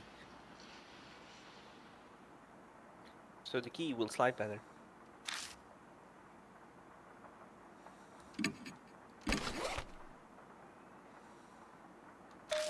I take out the emergency key. Maybe the reason why I was so direct a moment ago was because I got very stuck here, and maybe I missed a hint that said in the dialogue. So we shall see. So apologies for that. I stick it in the fire switch. I slowly turn into the on position, and something clicks. But nothing happens. It seems like we need something else to needed to get moving.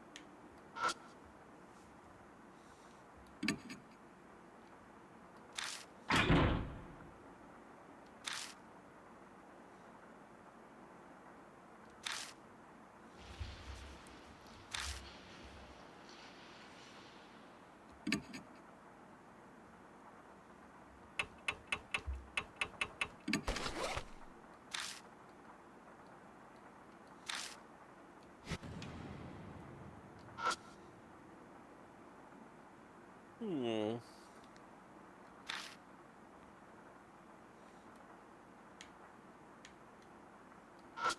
And the solution was so frustrating when I found out what it was. It makes sense, but oh, now that I'm thinking back on it, yeah, okay. I totally missed a hint.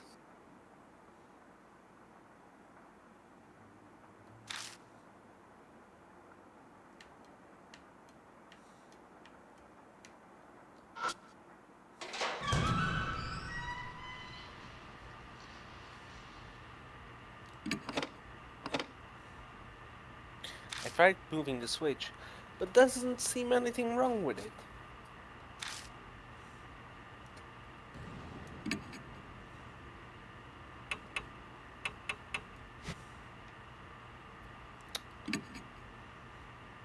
A copper bar is broken. The only place where that's obviously damaged.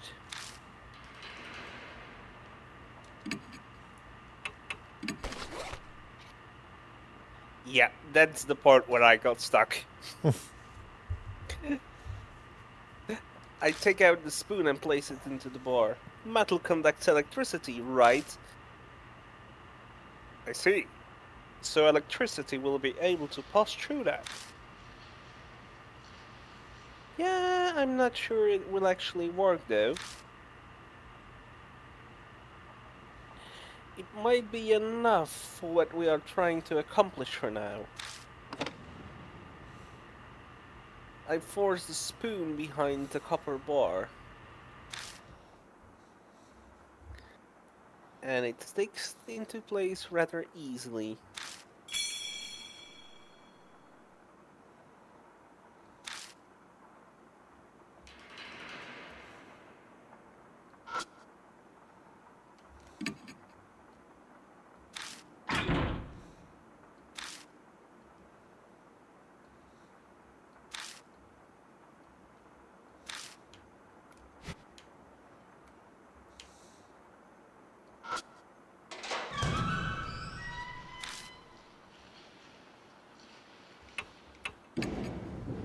How... What would you give for quick travel in this game?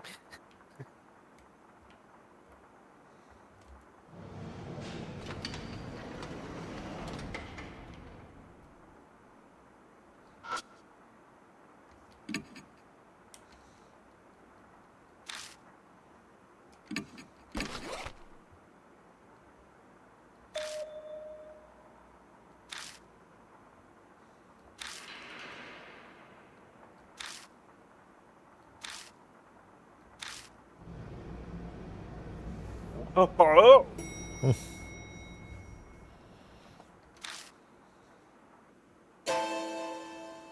The elevator automatically moves to the first floor. Damon groans as he wipes the sweat off his face. I can't believe it! It actually moved! Wait a second. You're the one who suggested to do the ritual. I suppose so. Still, I'm shocked. But now, finally... Yeah, we might be able to go above the third floor. Exactly. I wonder what we will find.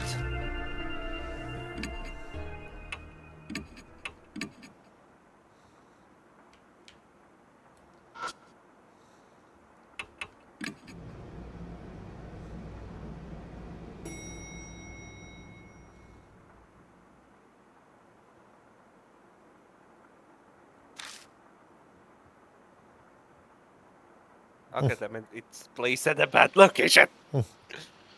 Looks like we managed to make it up here. Okay, you want me to move it up there?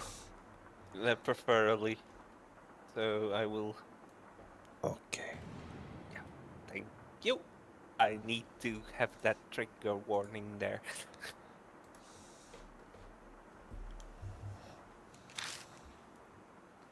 Yeah. Let's go.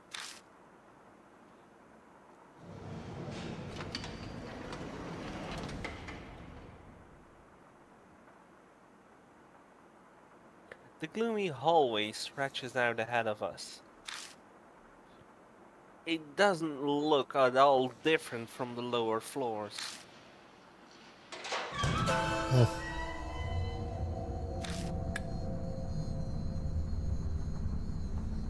It's her.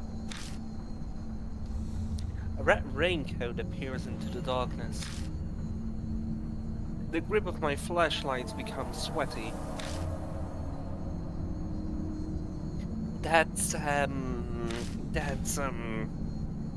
Damon takes a step back. Sensei.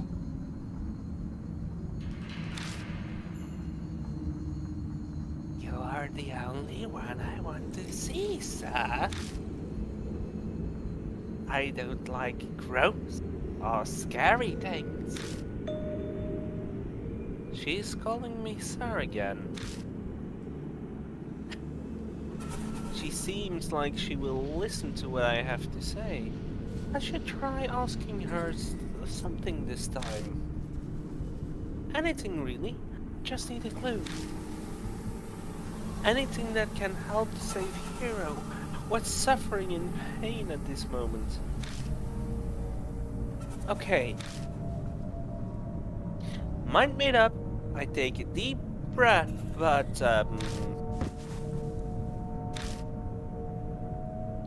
Damon stumbles over and something and falls. Hey, are you okay? Sorry, nothing's wrong. Damon falls silent as he tries to stand. I look over at him and immediately see it. The thing that Damon stumbled over is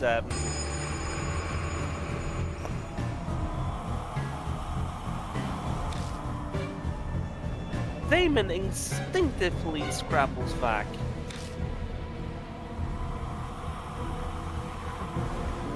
What the hell is that? Something that looks like a giant cocoon is sticking to the floor. I can see the scarf and hat entangled in the glittering thread. That looks like familiar. No. Just calm me. And she! Oh man, are you kidding? Banshee, can you hear me? Please say something.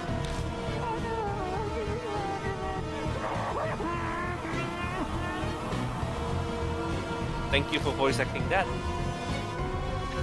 I hear a muffled voice from the cocoon. He's alive!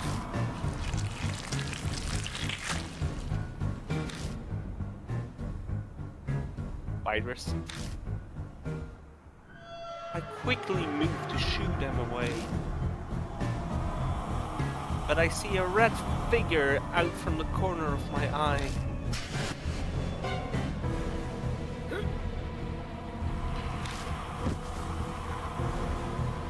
Hello? Damien's so panicked, he's unintelligible, but I know what he's trying to say. Escaping to the elevator is our only choice. Go! Go! Together we rip Banshee up off the floor. Carrying him like a log, we stumble to the elevator.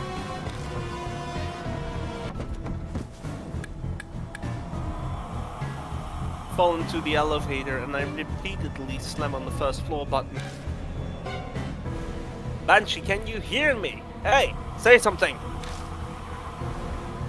Damon tries to give Banshee medical treatment. Alright, he's no longer responding. His body is becoming rigid.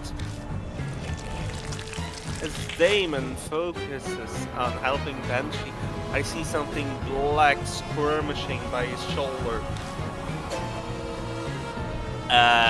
Damon? Huh? I blink and suddenly the entire elevator is filled with wriggling shadows. They are coming in one after another.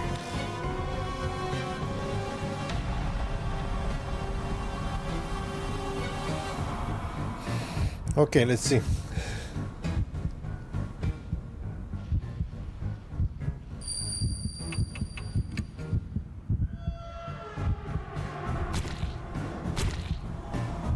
I use my hand and feet to crush all the spiders I can reach.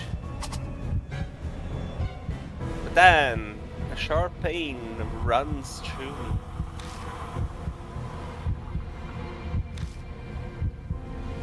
No!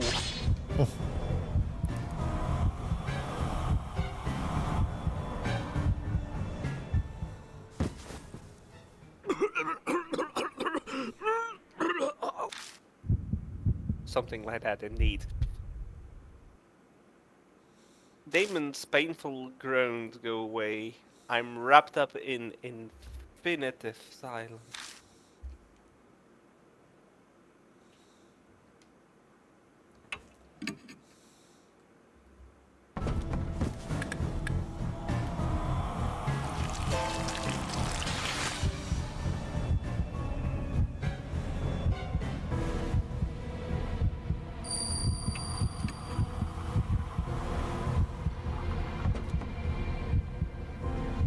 They have to be getting in from somewhere. I hastily look around from the elevator. But I don't see any spots like that. They just start gushing out of the walls. So,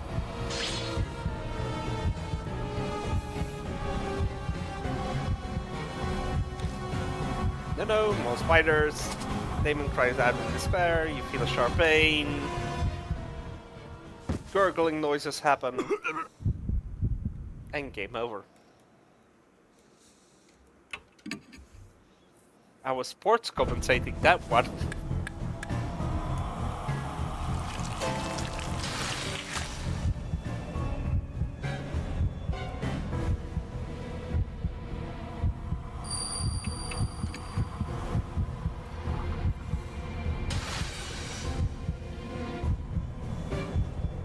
I bend over and yell loud enough to wreck my throat. I'm not gonna do that to not shout my neighbors up. And the spiders visibly stop moving for a moment.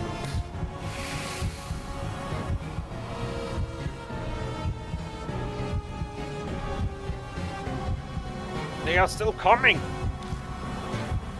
We need something stronger!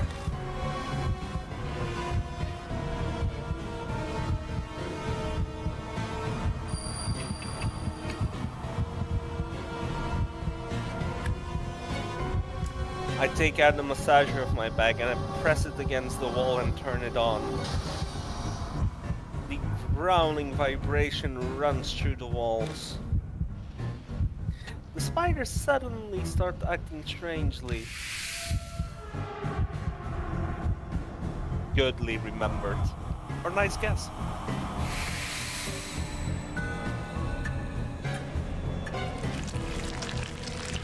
The creature vanished instantly, as if they would only be in a mirage. What's going on? Yeah, I was desperate, but I can't believe that thing had such a big vibration to scare them. As I'm puzzled out why, something slams into the elevator door hard.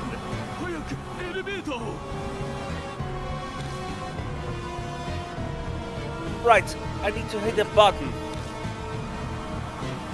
But then I realize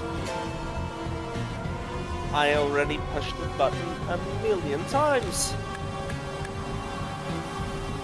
But I pressed the button for the first floor again. But it only clicks. This model box is stranding us. Why isn't it moving?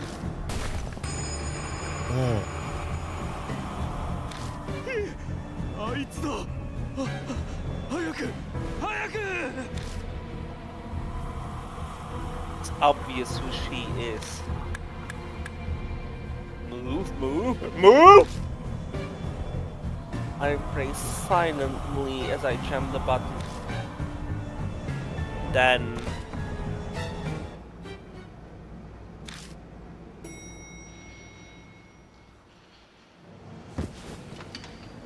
we stumble out of the elevator without checking to see where we stopped.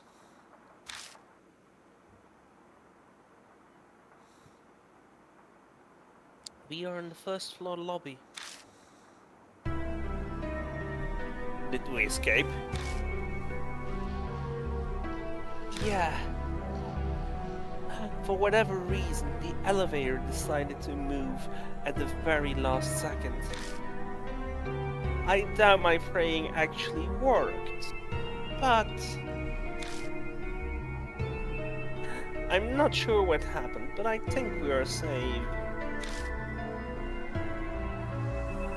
I breathe a sigh of relief. And I figure out, and a figure appears in the gloom. Why are you guys in there? Eta? You're both covered in sweat. Did something happen? Of course something... Wait, Eta. Did you call the elevator down here? What? Yeah, I mean... It looked like it worked, so I, Did I do something wrong? Eta holds himself back timidly. It sounds like he thinks I'm mad at him.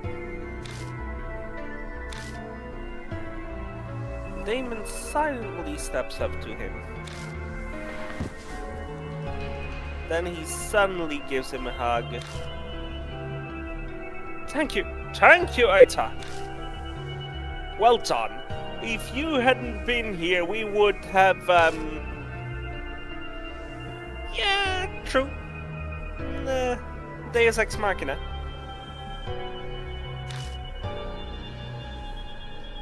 I can't be more grateful that Shu contacted Eta.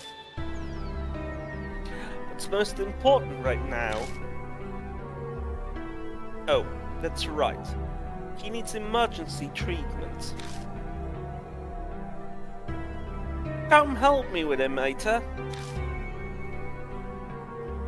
Okay.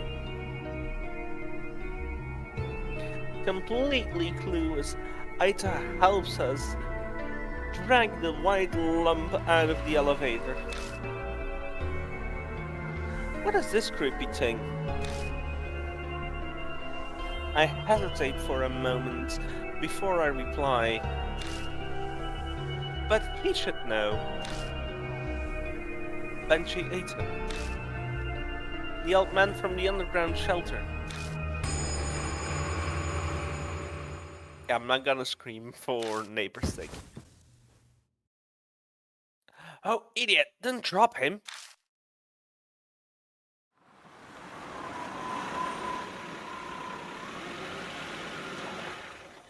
I don't get back to the Koja mansion until almost midnight.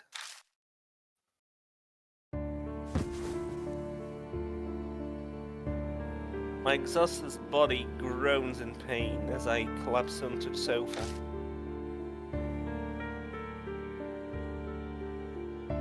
Oh God. I'm just looking at the time, and if I would voice act everything, we would not make it in time for me to go to bed at a reasonable hour, but I will see what I can do. My head feels heavy, like it's in fog. To top it off, things are worse than yesterday.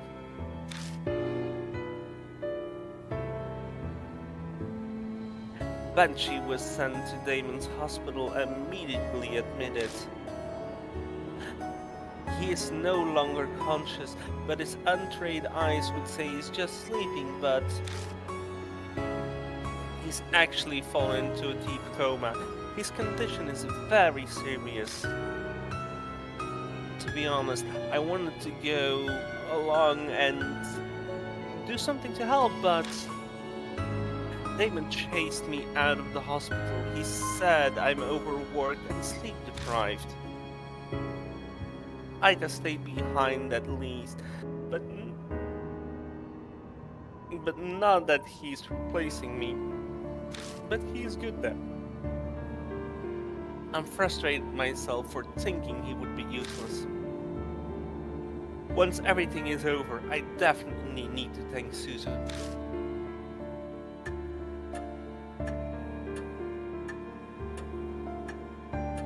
First, Hero, now Banshee. At this rate, even if I keep investigating, I don't find any clues. Thinking about it, my stomach hurts.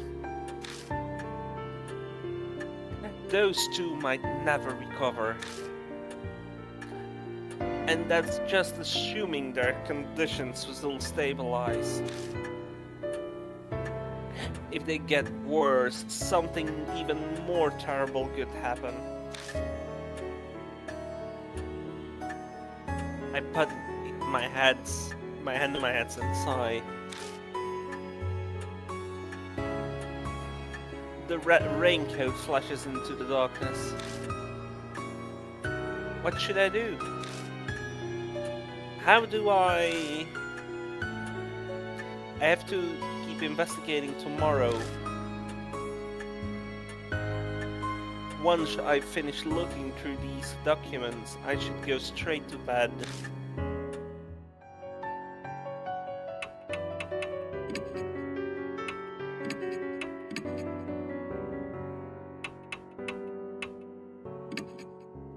We are really in the final stretch. So, it's the final investigation we are going to do now. So, for now, I will continue to read a bit. I use talk.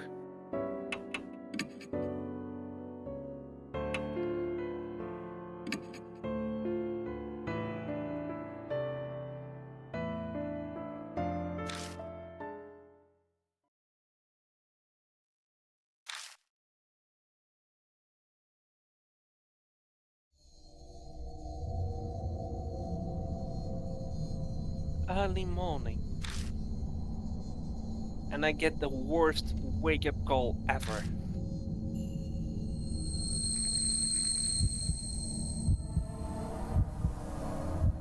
A severe pain threatens to split my head. A mysterious headache from yesterday is back with a vengeance. I meant to go to Damon's hospital to see Hero and Banshee while it was light out.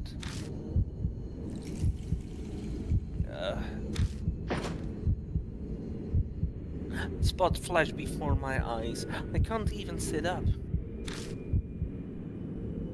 I pull the sheets up and wait for it to pass.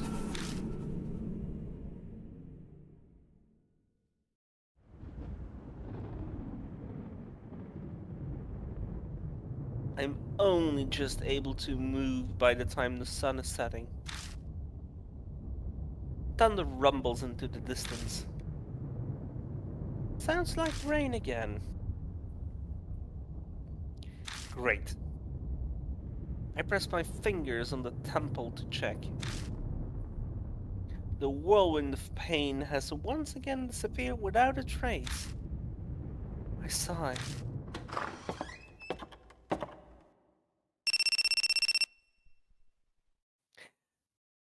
Now, while I have another question. Do you want the good or bad ending? Both? Can we do both? Not easily. I mean, we need a save. So I Ye- probably from now on we can do both, no? Yeah, we need to save later then, but I will warn you in advance. Okay. Machina calls as I'm making coffee in the kitchen. He says he will be coming along for tonight's investigation. He must finally wrap up his other cases.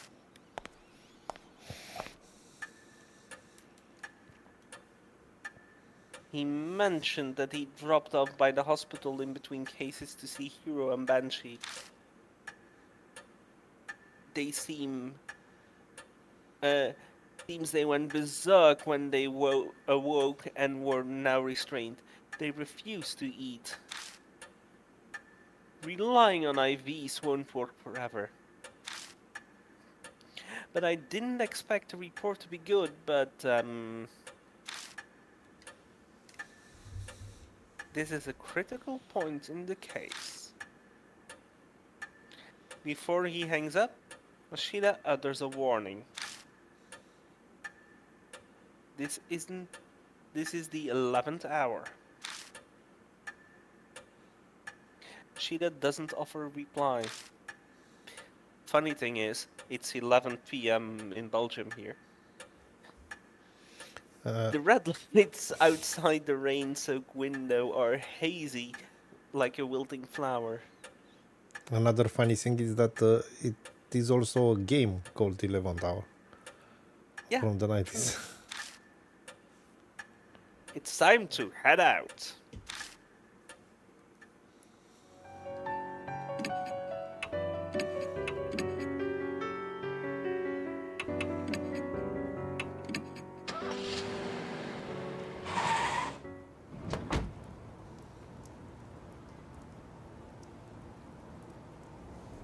I park the car in the parking lot, and as always, I walk over the street into the rain.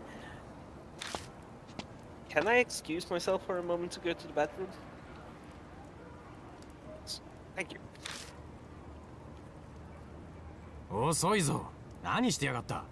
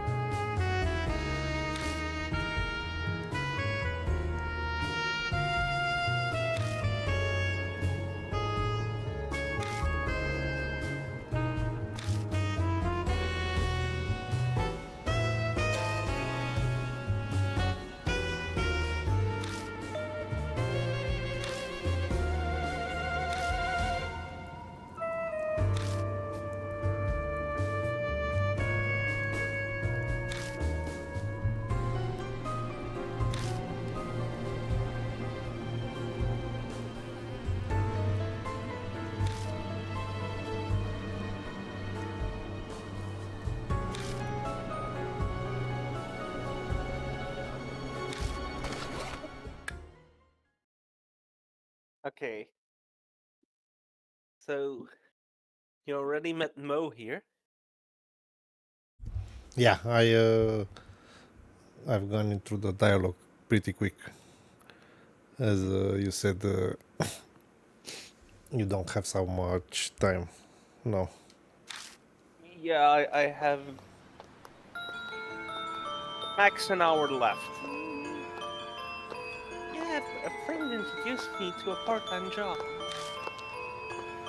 It's whimsical. I mean, I just did it on a whim.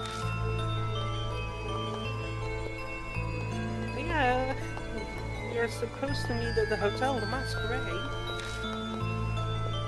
And there's a system there that someone introduced us to customers. You would get a lot of money from it, so everyone was dying to get hired. But one day there was like an incident. Someone at the school found out about the job. And some goody two-shoes class rep Esco said she was going to tell the teacher and Nora. Everybody freaked out, apologized, and to her, and then they would stop. She wouldn't listen. If her parents would find out, it would be the worst thing ever. We begged, but she didn't budge. In the end, she left class saying she was going to the police with Nora.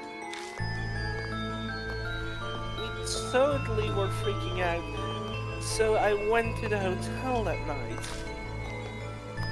I mean, at that point, there was no harm in going, you know.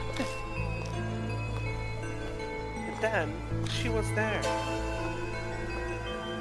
Soko was standing in front of the masquerade in the drizzling rain, in a red raincoat. She said she was going to the police, so who knows why she was at the hotel.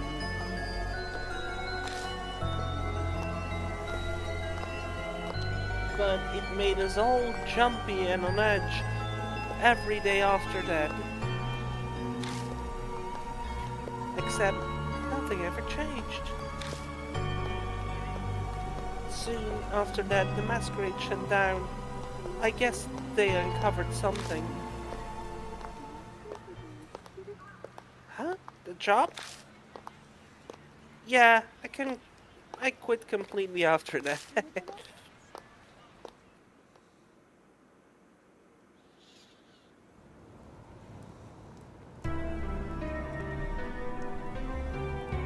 That's AK's testimony. Just the important parts, though. Mo got a fascinating first-hand account.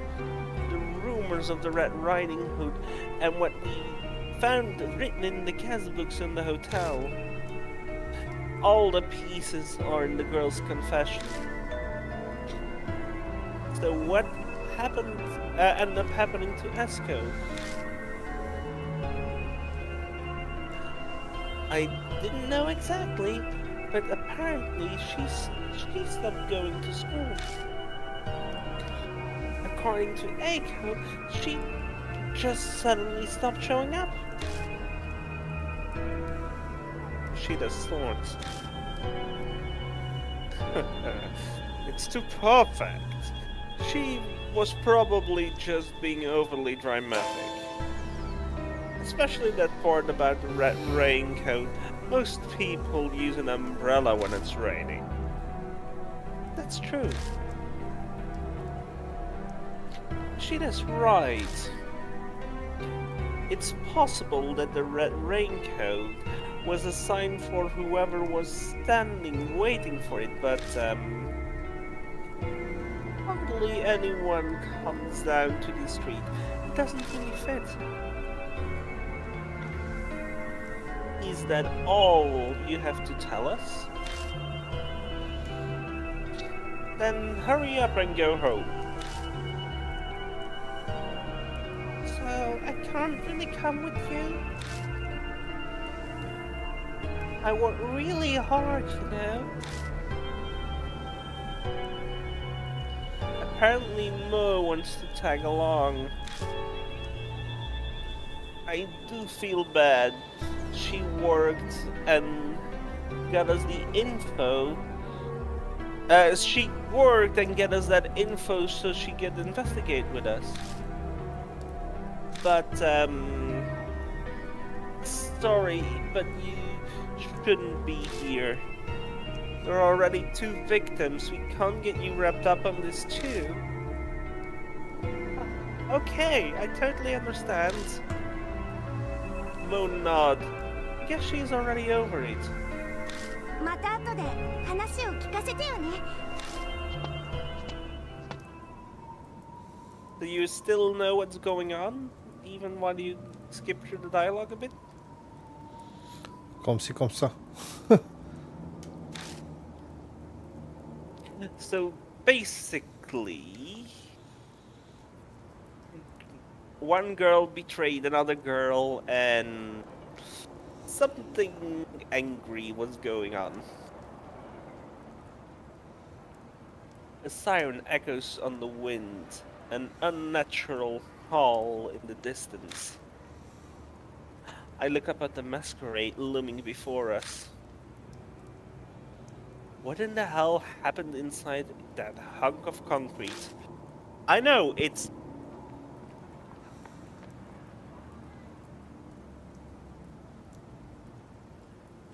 There we go. There is always a tragic cause to the birth of a spirit. Red Riding Hood must be the same. But I can't watch my friends die. I slowly step forward, trying to escape the unease that's threatening to engulf me. That's not right for the dead to meddle with the living. Was she the others besides me?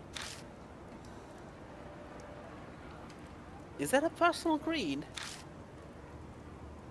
Nah, just what I think. So, personal greed. Shida clicks with his tongue.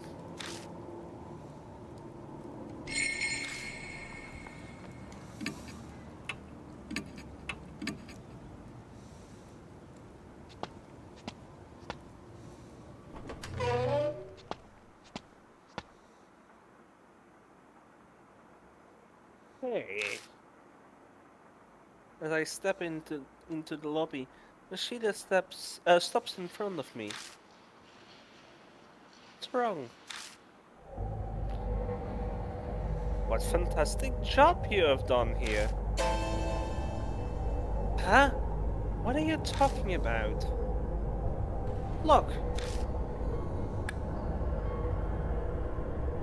What? The lobby looks completely different. The room is covered in white. No. It wasn't like this yesterday. Thought so. These are... webs? Rashida touches one of the floating threads. And looks like she's up the ante. Bring it. Time to make your appointment with a lady friend. Just then, the groan of the elevator moving echoes. Did the elevator just come back from the first floor?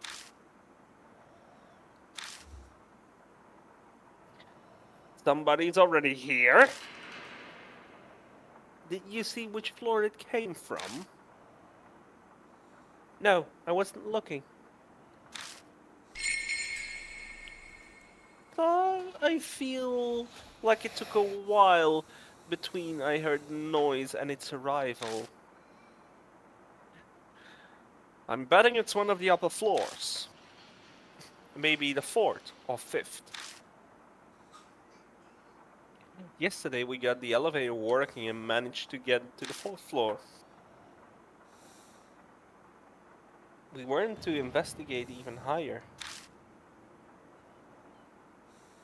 So let's get started with the 4th floor.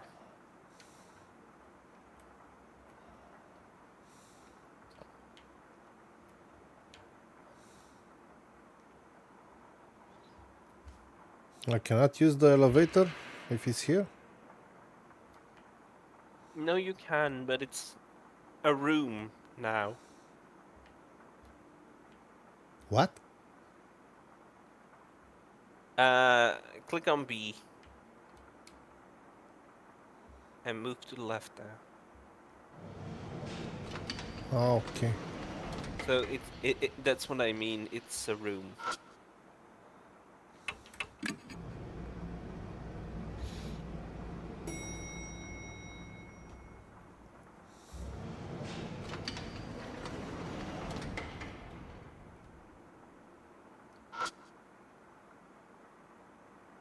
Masquerade Wife.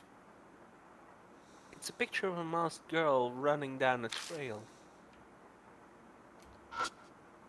He opened the door to the guest room and walked inside.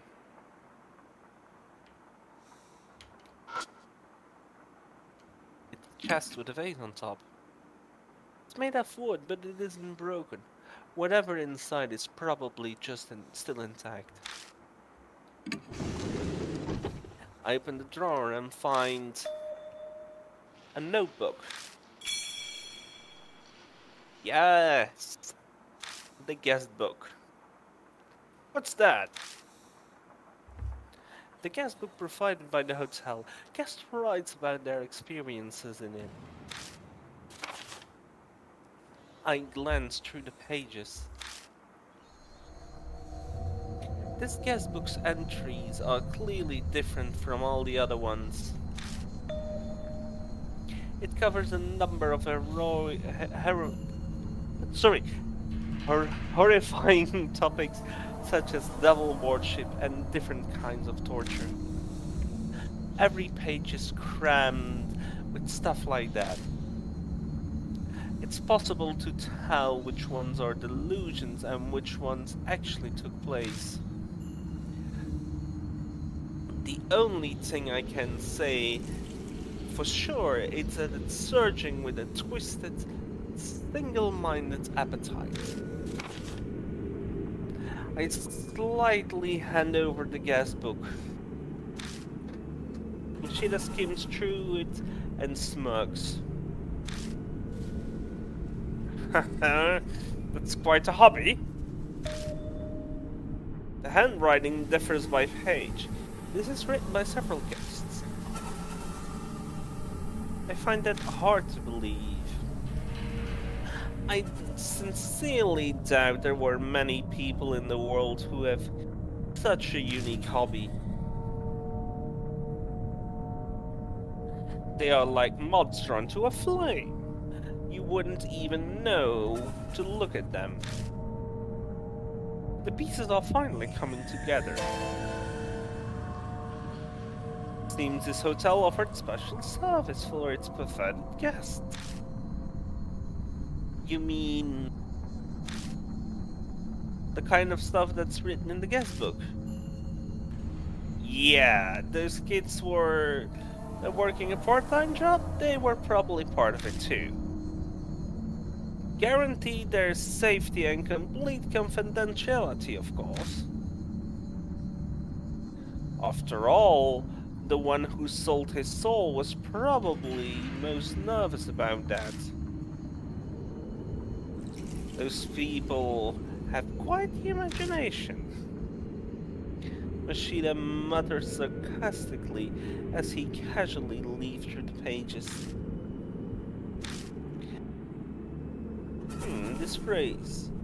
Do you know what it means? The phrase Mashida is pointing out pointing to is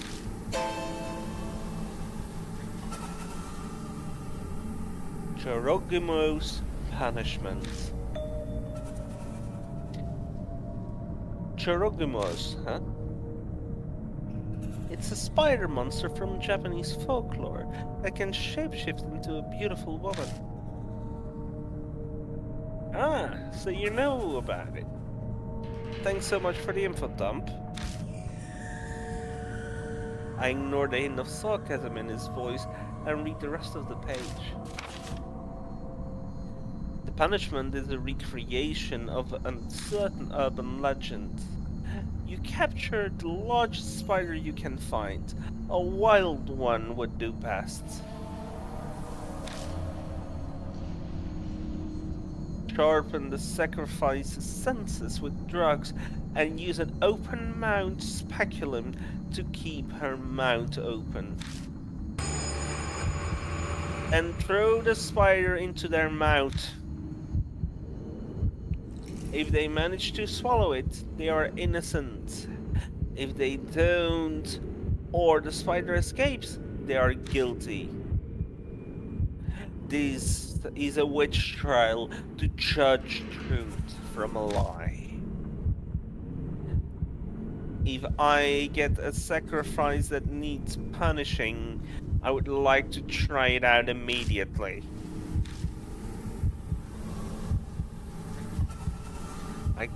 It can't be that's what's written here was actually... Did someone actually do this? Who knows?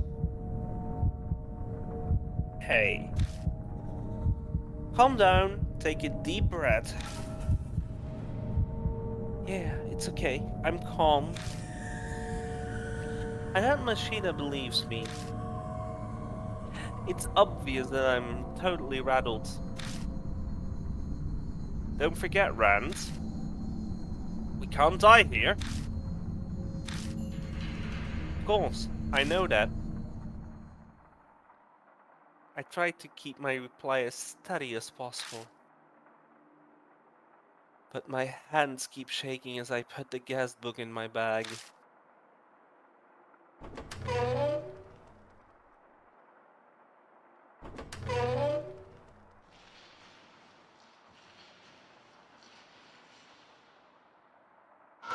Is that the other room? No, it's the same Okay. room, I guess. That's good. I was exiting by mistake.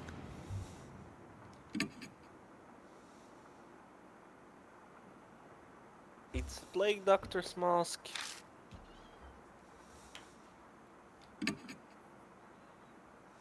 And yes, there isn't. That's the other old talisman.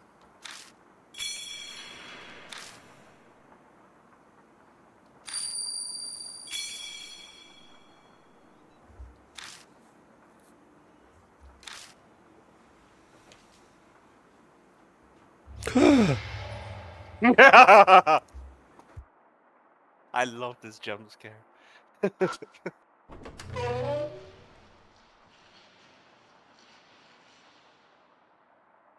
The jump scares in this chapter are so much better. They are not like the jump scares in the next game in NG. They are sometimes a bit too cheap. Some kind of slime is stuck to the mirror, so my reflection is hard to see.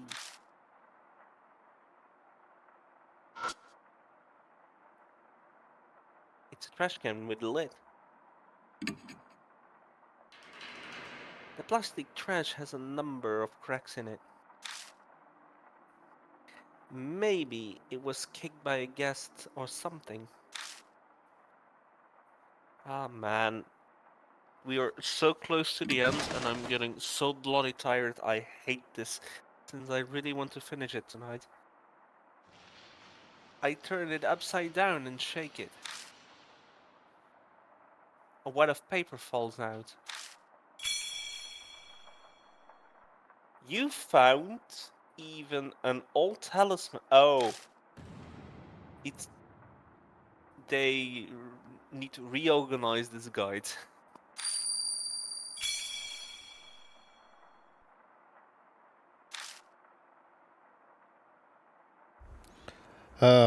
You are a bit wrong tonight. Firstly, you said that we have only 45 minutes. We are almost 3 hours in the stream.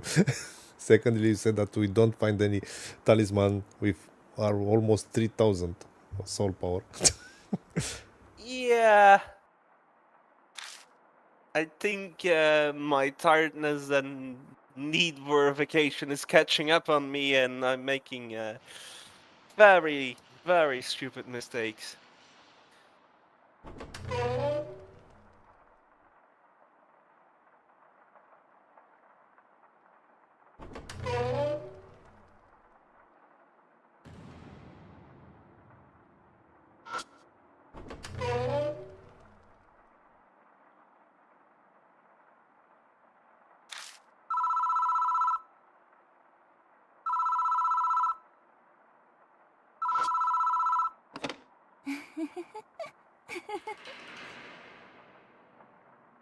I hear a faint laugh. I don't hear anything coming from it.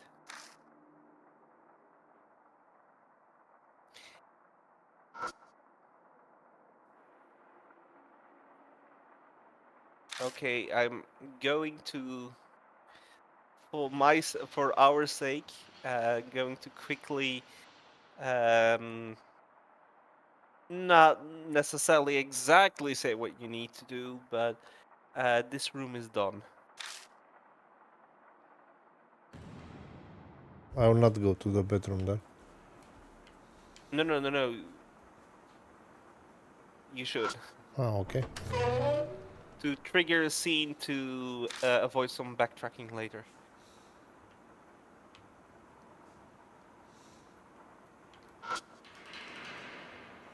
It's a horrible stained sink. The stained sink looks like there might have come from some old blood.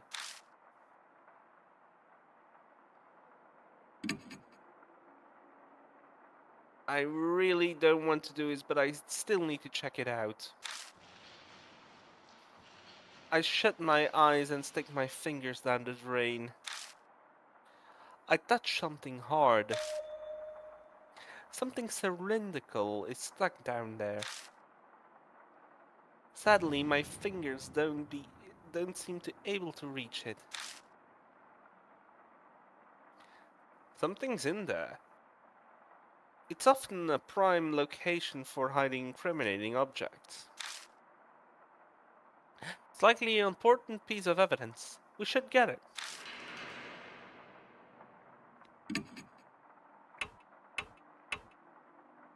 The only thing I will say, remember this for later.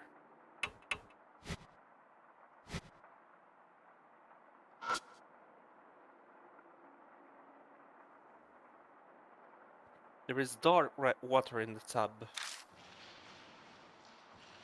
My nose rebels at the stench of iron.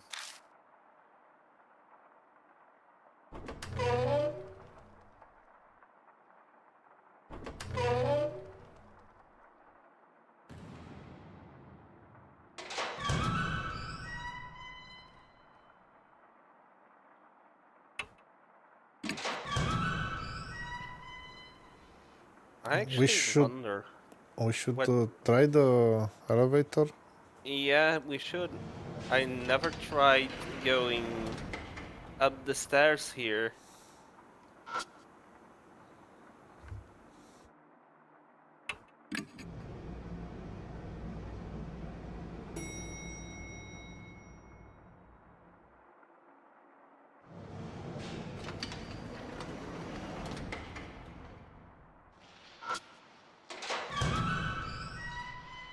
I opened the door and checked the switchboard, but nothing looks broken at first glance.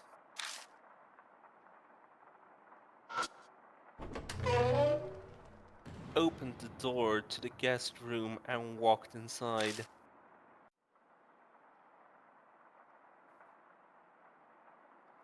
Hey, shine the light inside.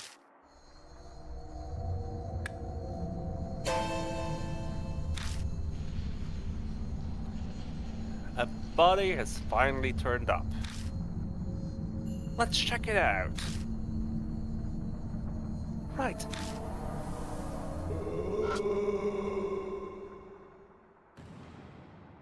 Spooky, scary skeleton left hanging in the restraints.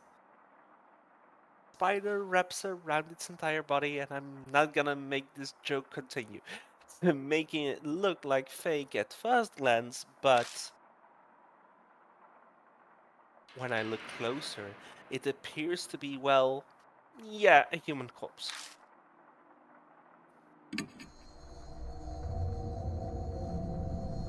When I touch it, something flakes off. It looks like traces of dried skin. The corpse is almost a complete skeleton. Small stature, but based on the thickness of the bones, it's most likely an adult male. Considering on how dried out it is, I would say it has been here for at least a year. The problem is the cause of death. Machida meticulously searches the corpse. Then finally he shakes his head. I just can't tell. Was he strangled by the spiderwebs? Joking around. Joke, huh? It would be great if that's all it was. Still, the skeleton. He must have been in pain when he died. His face is all twisted.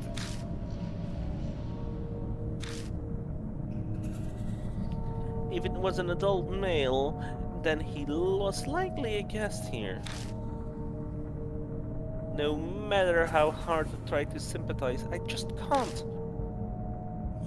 Hey, look at this. Machida suddenly tosses something at me. Found it earlier. Belonged to this guy. Still has some fuel left. Keep it in your bag of something. Get a cheap lighter.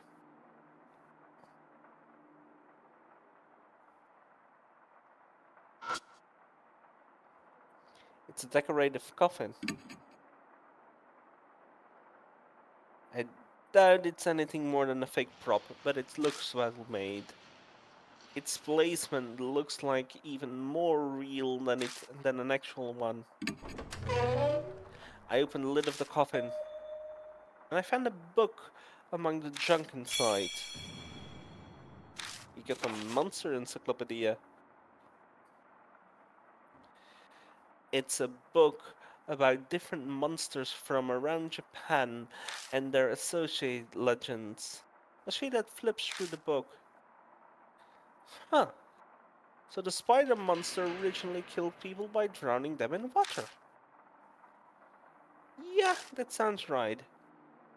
I remember reading a legend like that in one of the books piled on my desk on the Koja mansion.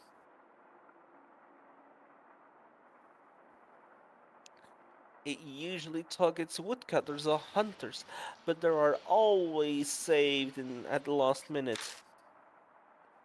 Every religion has a sort of history like that. Saved? How? They are used as a tree stump. The spiders takes it instead. And then the protagonist escapes. I don't get it at all.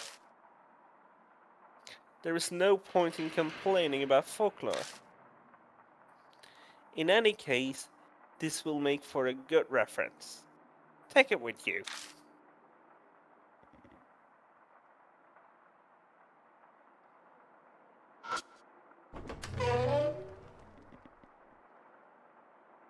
You open the door to the bathroom.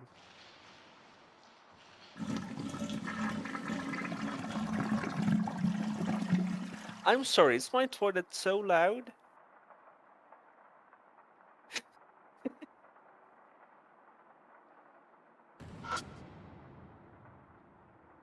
You open the lid of the trash can and look inside. There There's a huge clump of hair inside, as well as some paper waste. They're resisting the urge to scream. I securely close the lid and chug the trash can back where it was. There's a storage cabinet between the sink, covered with mold, but I guess that's because of the humidity.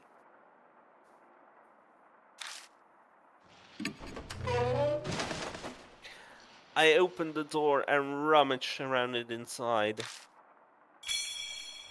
You got a band hanger.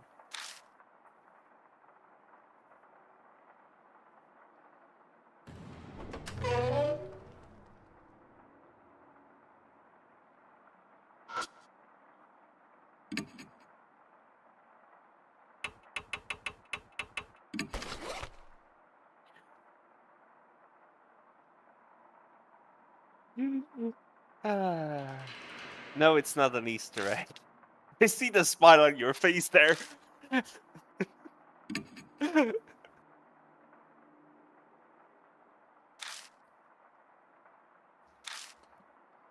I'm gonna let my cat outside. Give me a moment.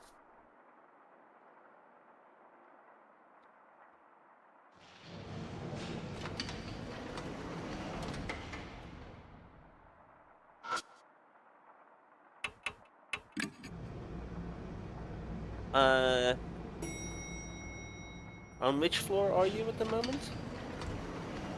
4. Okay. I think you are going on an autopilot at the moment. As if you know what to do.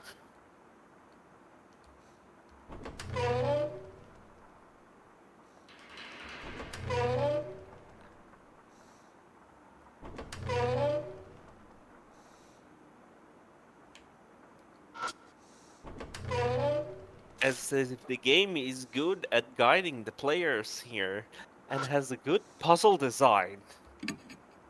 Hasn't it? Sometimes. Sometimes, yeah, that's a fair point. It's a lot better in the sequel. I promise you that.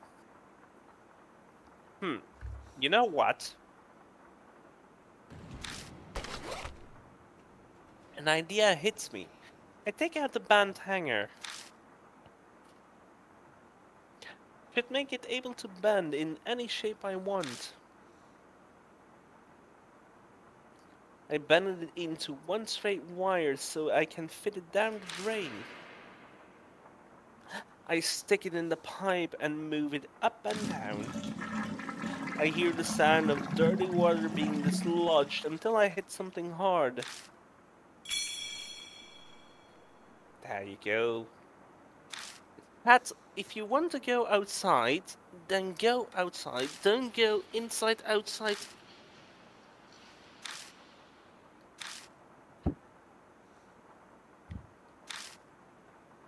Are you silly goose?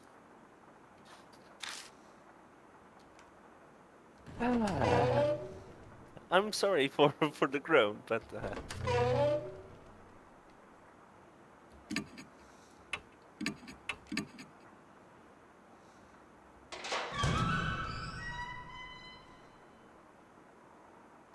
now the only thing I will say is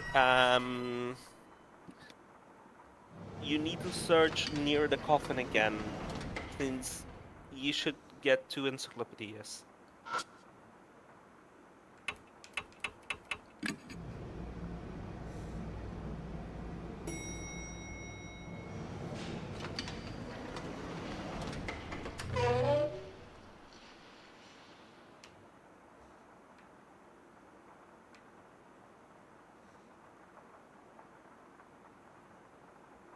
Can you show me your inventory for a sec?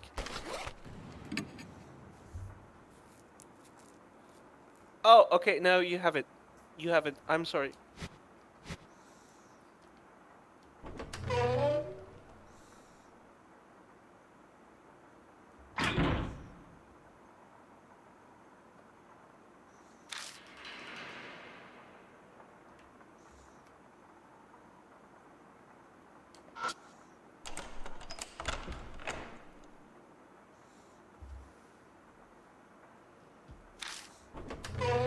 Need to open the door.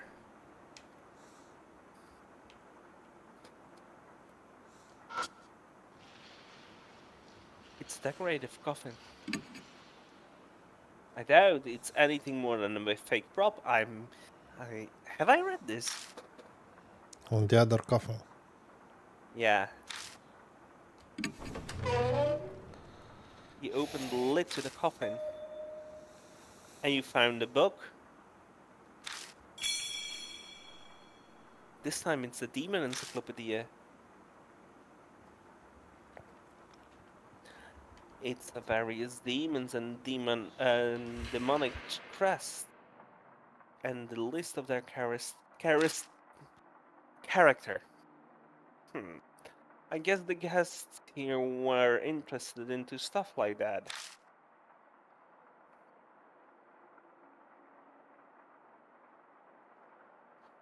I'm convinced that me reading every line is making me miscalculate the length of the episodes every bloody time.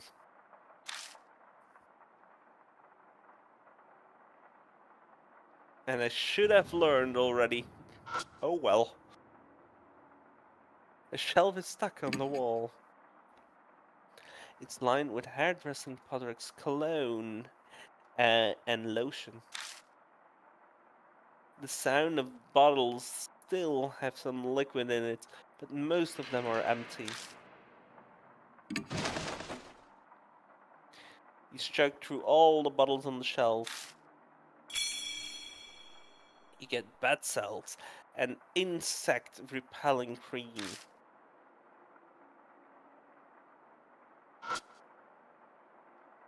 The top is covered in dents and scratches, too many for it to be natural wear. Going by the appearance of the room, horrible things probably happened in there too.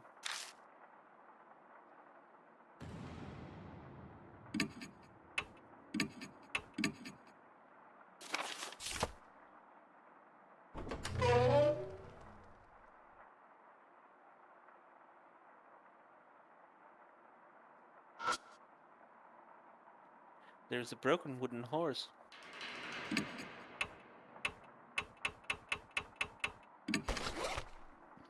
They get the wooden horse head. But alas.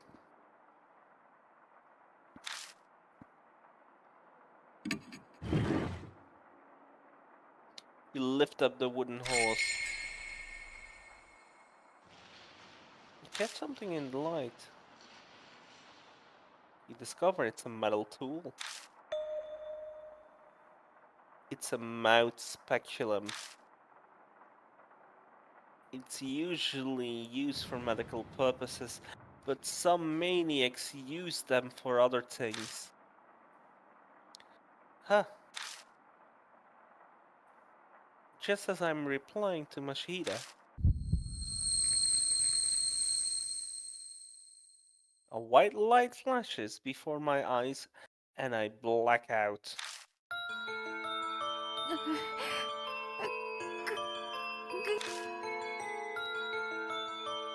I hear someone sobbing. My eyes should be open, but everything is pitch black. I shake my head desperately and try to look around.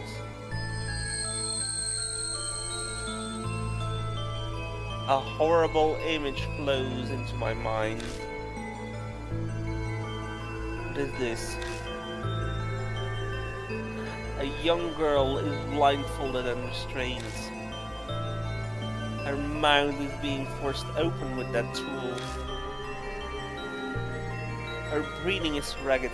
She must have given a drug of some kind. Let us command the judgment. The man speaks theoretically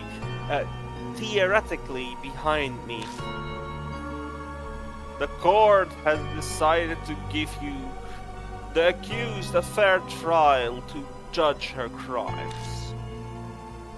And the trial will now begin.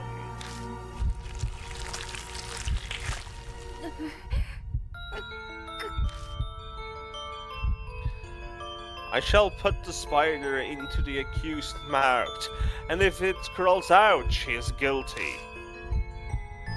Even if she swallows it, she is innocent.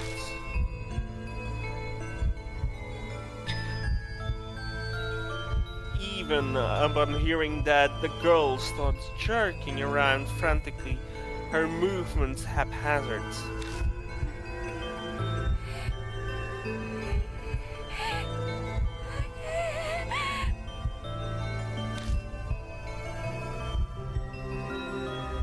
She desperately cries for help.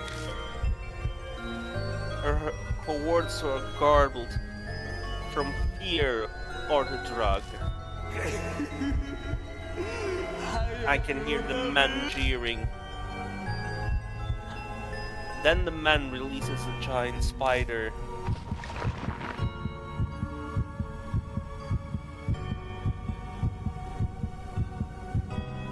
Into the girl's mouth.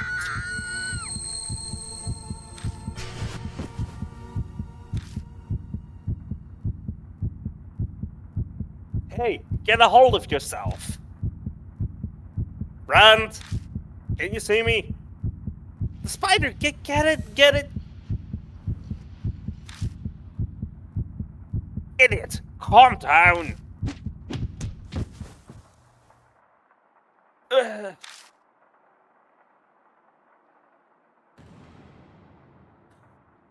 With a slug to the jaw, I finally return to my senses. That's right.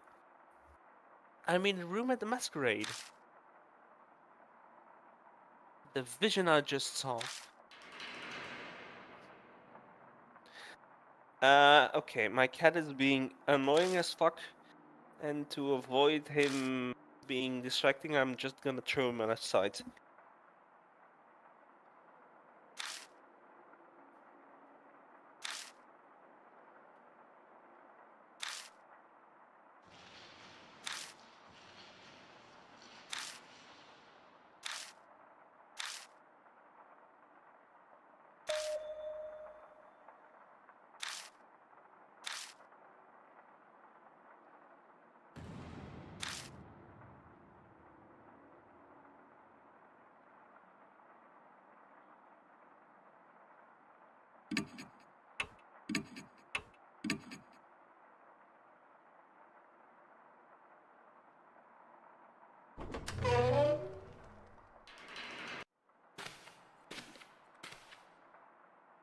Alright.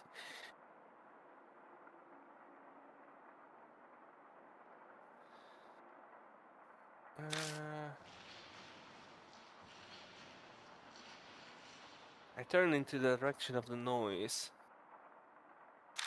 to see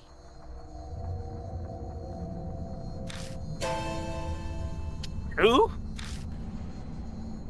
Shu Nakashima was standing there. Mashihida said he would run into him at the hospital, but I can't believe you came. Shu, what's the matter? I take a step forwards to him, but Mashihida stops me. Wait, something's not right. I look closely at his face. No way, it can't be. His face is unnaturally stiff. Suddenly he begins yelling angry. 探してたぜ。ずっとよ。殺すけどな。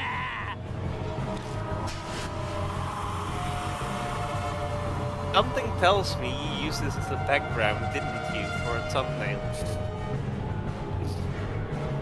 He raises a metal bat he was hiding and moves in to attack. Back, Brant! Mashihida yells, urging me to escape. We are in a hallway with closed walls. What should I do?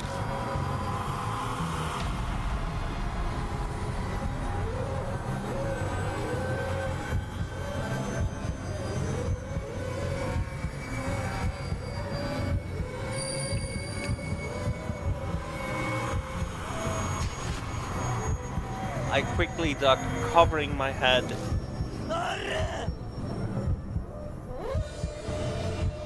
Hey, you're not getting away!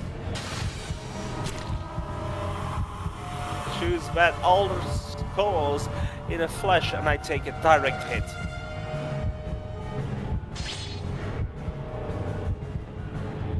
Lucky that you saved. That you got all those talismans. He straightens only to swing his bat again. I have my hands full just with trying to get away. There's no way I will be able to restrain him.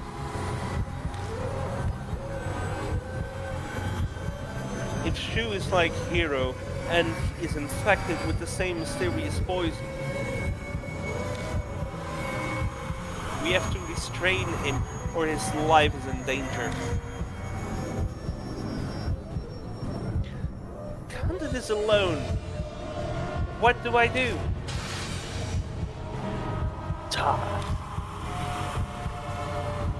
Show the ranged eye burn a hole in me.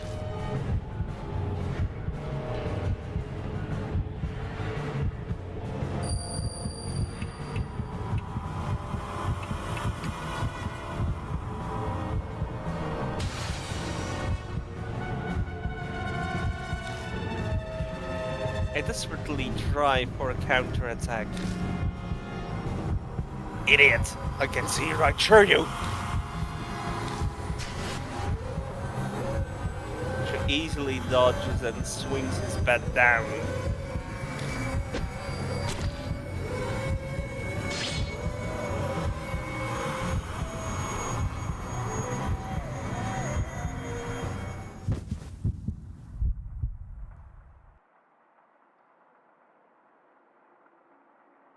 Yeah, it all happens into a flash. You died.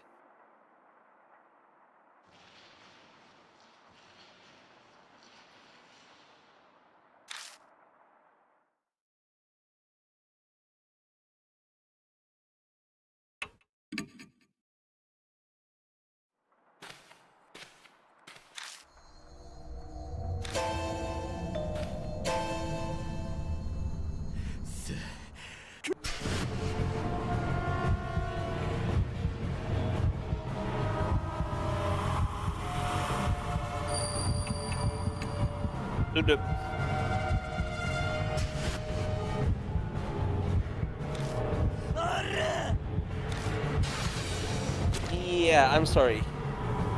This was a 50-50 guess. And it's not a direct. Oh! The guide is wrong here. It says game over for the direction you chose. So it's minus 100 as well as ducking. Interesting.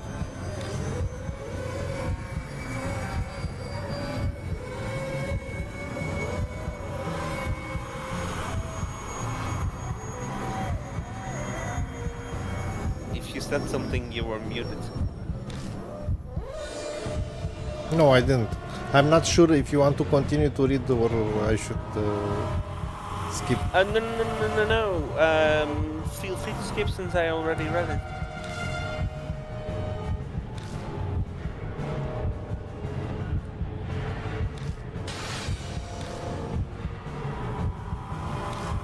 And it's the second time my Discord's hanged for today.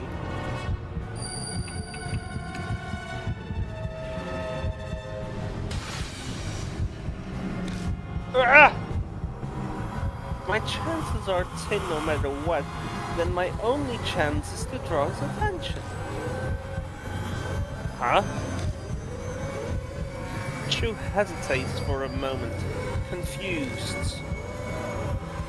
But a second later... You dumb idiot! You don't know when you to get up, old man. The metal bed flashes above my head. Then... You're the idiot.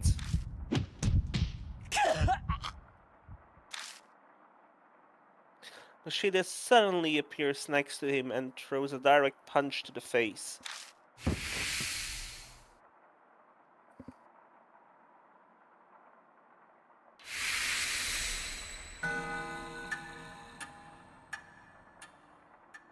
Shu tumbles to the ground.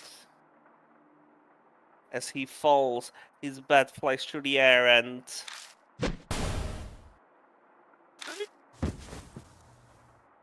Unluckily for me, it collides with the side of my head, and I collapse with a pitiful yelp. Dumbass. Crushing, Machida grabs Shu's arm completely to restrains him. Machida puts his weight on him. Shu groans painfully. Finally, he faints. Hey, Rand, are you okay? Yeah, it just grazed me. I spit up. I spit up. I sit up and gently shake my head back and forth. Thankfully, everything seems fine. Then give me a hand. We need to carry him out of here. He's probably like the others now. We better hurry. Think Shu would end up on the third victim. I managed to make myself stand, but my spirits have dropped down to my feet.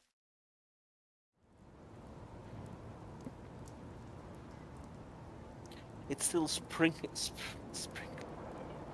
Whoever translated this and used the word sprinkling, I always think in my head sprinkles, like you do on a cake or an ice cream. We drag Shu out of the hotel. We finally had the chance to catch our breaths. We will call off the investigation for today. Yeah. Banshee and Hero flashed before my eyes. But Shu's safety should come first. Let's go ahead and bring him to the hospital. I will get him to the car. Good idea. Yours is better for moving sick people around. I will take the car key and stand up. But just as I do,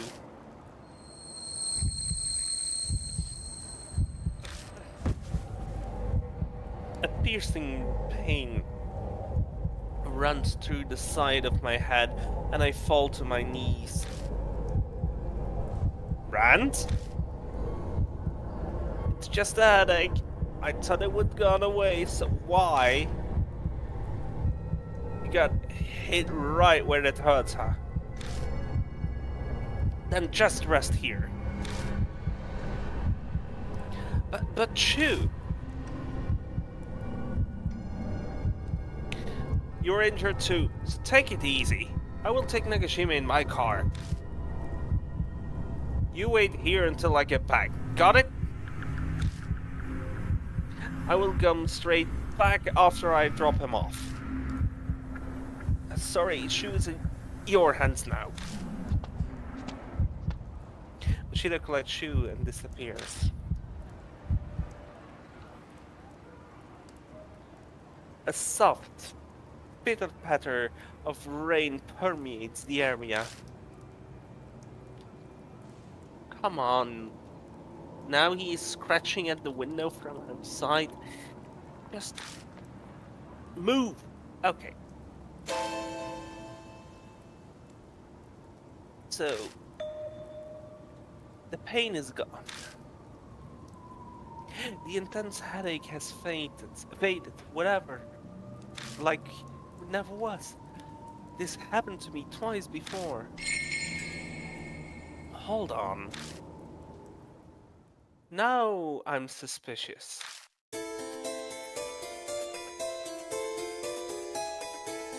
I think back to the times when I had a headache. First time was when I went inside the masquerade with Damon and Banshee. Back then, I'm pretty sure I wanted to keep everyone together. But I had a headache and Banshee up and disappeared. My next headache came the following morning. I was trying to see Hero and Banshee, but in the end I wasn't able to.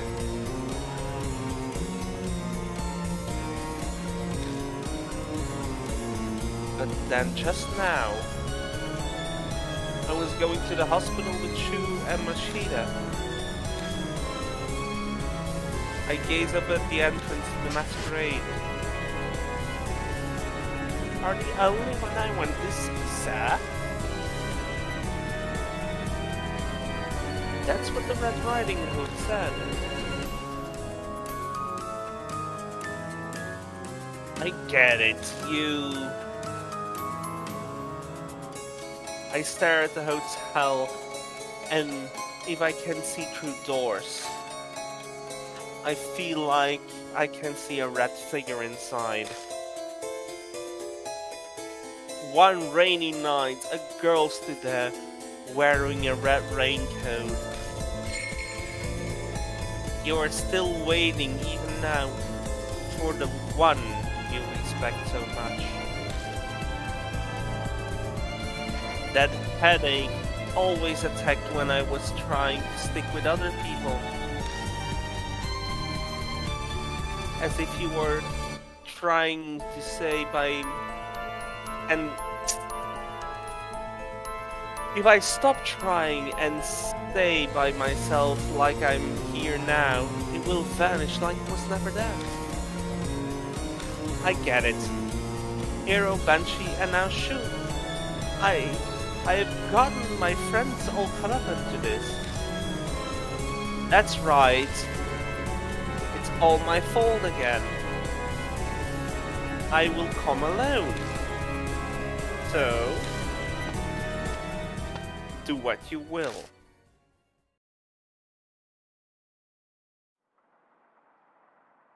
I get back inside the masquerade. 先生 A voice calls from the darkness, as it was waiting for me.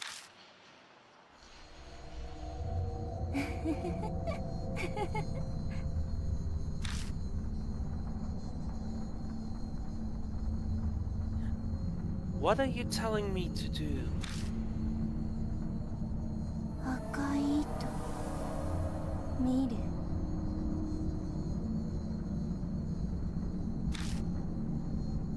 The top floor in the room of the masks.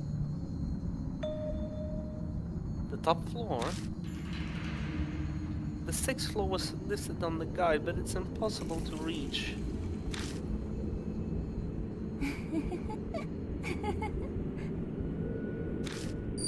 I'll be waiting.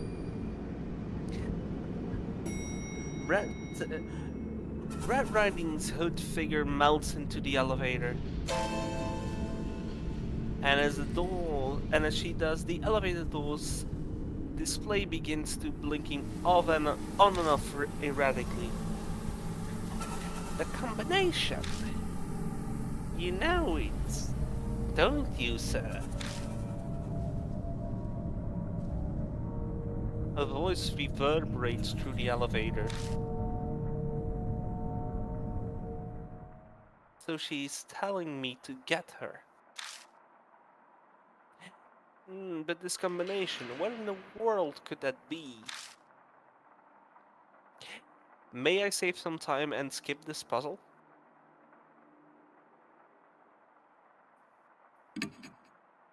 I will explain it to you what it actually was. Since it's...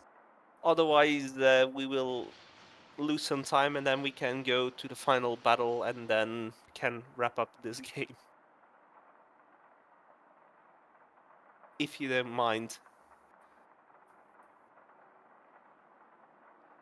Yes, okay. Okay. So the gist is, the paintings you were watching at, Banshee was right. They are supposed to be viewed in a certain order. It actually tells a story of a young girl growing up and getting married. So, and on each floor there's one painting, and the order of the story is the order you need to press the buttons in the elevator right now. I was thinking that it's something about this. So The the order is order is, and I will show it now as a comment on screen. but also if you can, and it's written there, tell us every picture what it represented to understand the story that happened at least. So it was basically first a young girl, then So a girl, the fourth the fourth floor is a one. young girl, no? Yeah. And then it's a girl with flowers in her hand, so she grew up from a young girl to a lady. Then she saw a man, and then so that was the one on the third floor. The one on the fifth floor is the one where she was in a wedding gown, and the third floor where she was in a cane, so basically old. Her man died.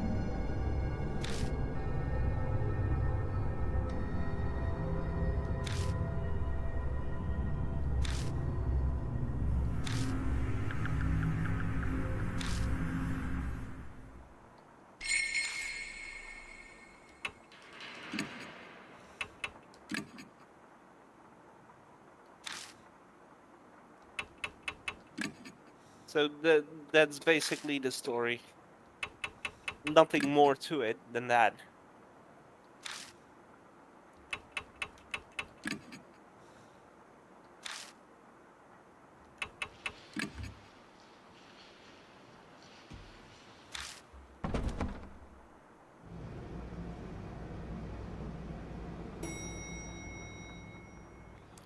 But we still can do the both endings, no? Yes, but there is no real big difference between the good and the bad ending.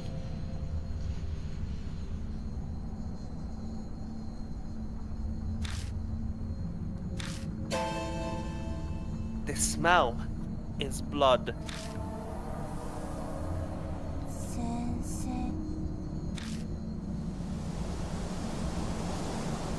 Riding Hood's voice is drifting on the wind.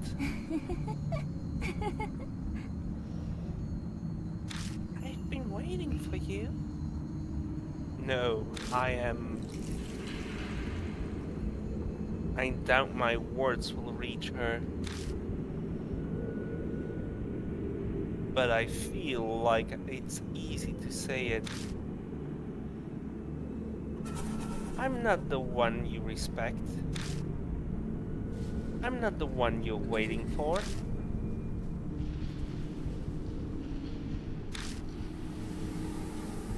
Liar. You always lie. I'm not lying. I'm really not.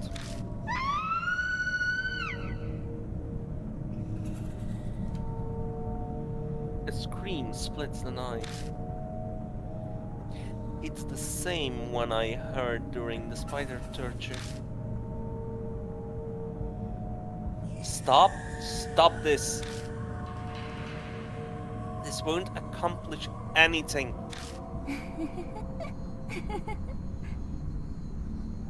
That's why this time I am going to test you. 教えて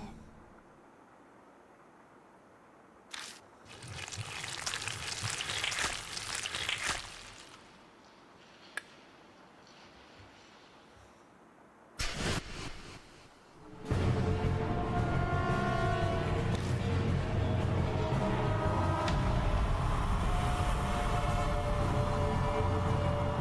Yes, the final boss fight is a live or die. Countless spiders fly out of the darkness, crawling all over my body. The swarm of spiders keeps coming.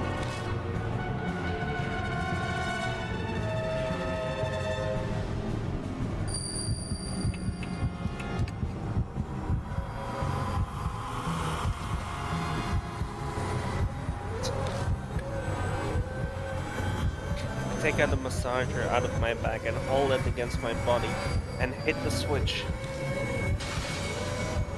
It's worked before. The spiders started acting strangely. They all scramble away.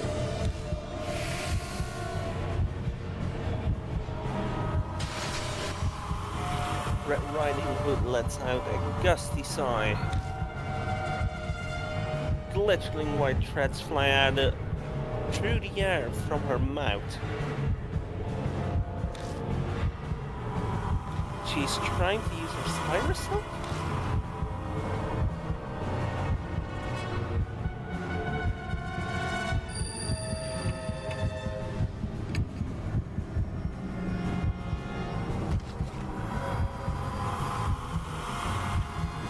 I quickly take out the bad salt and scatter it around. The kind of salt? They are supposed to purify tangible spirits. But silky threads mercilessly wrap around my entire body.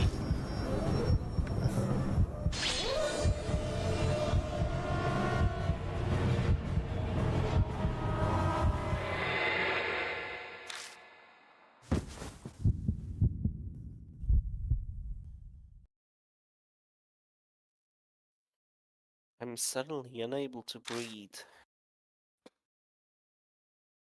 My vision slowly fades.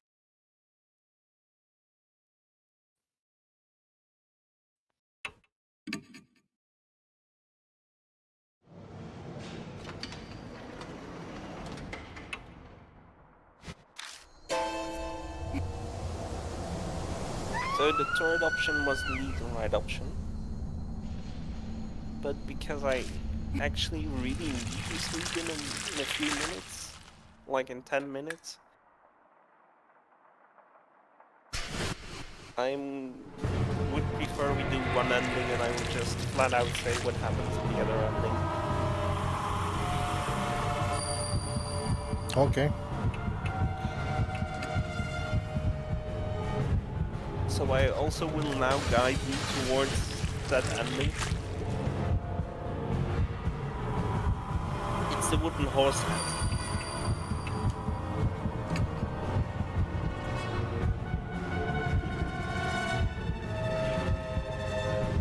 I hold the horse head over my as protection. Strangely enough, the thread seems to draw on it and only wrap around the horse head.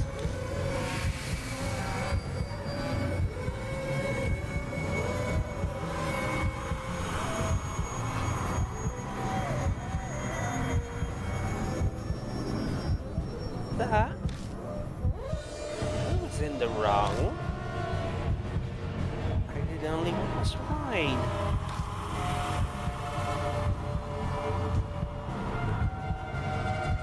And so on.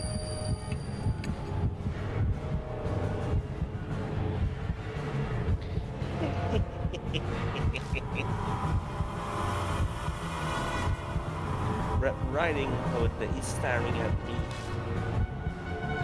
Sir, come with me. The only thing that matters is your life. Again, same answer.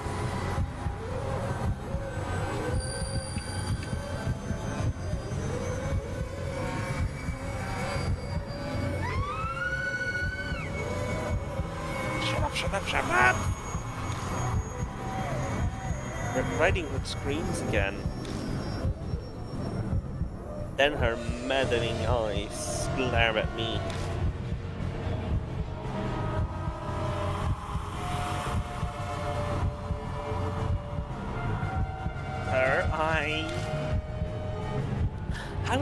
to you.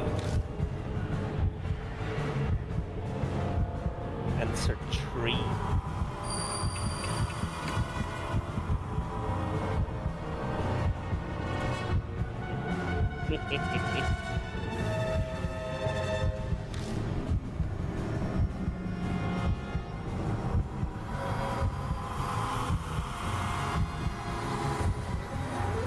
What do you think?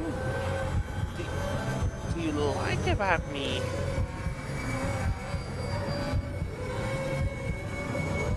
One.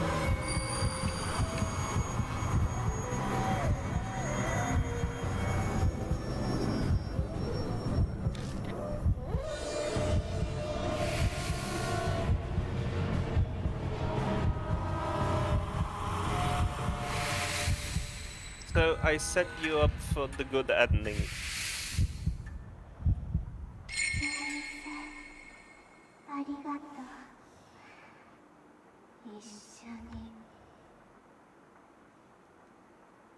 Which is basically the canon ending.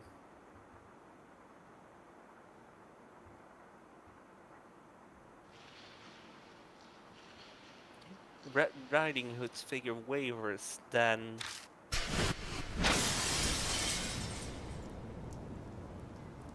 smashes through the window and hops off into the night.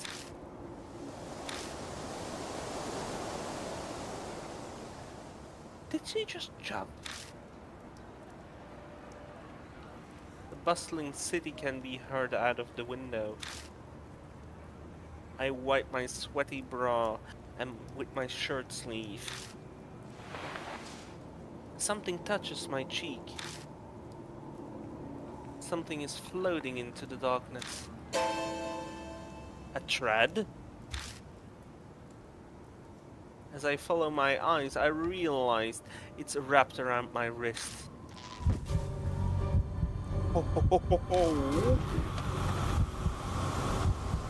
Something yanks me towards the window. I brace my legs and try to resist. But in all my vain, I get thrown into the night sky.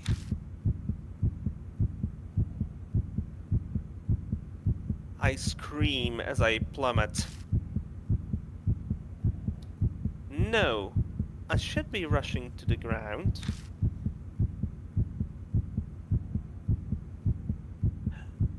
Just as I give up all hope,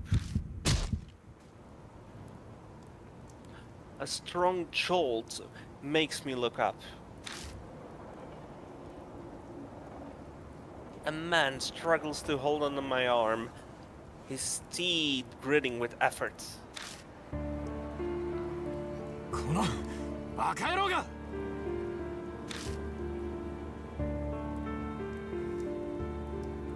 Sheeta? Shut up and give me your other arm. Hurry up and grab onto me. Right.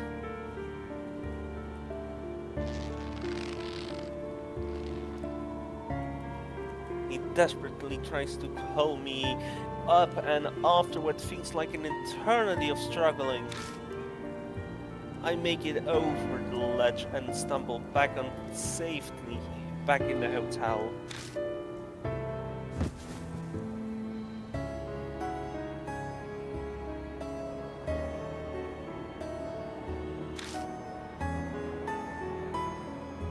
The only sound that can be heard is our grasps for breath as we sit into the darkness.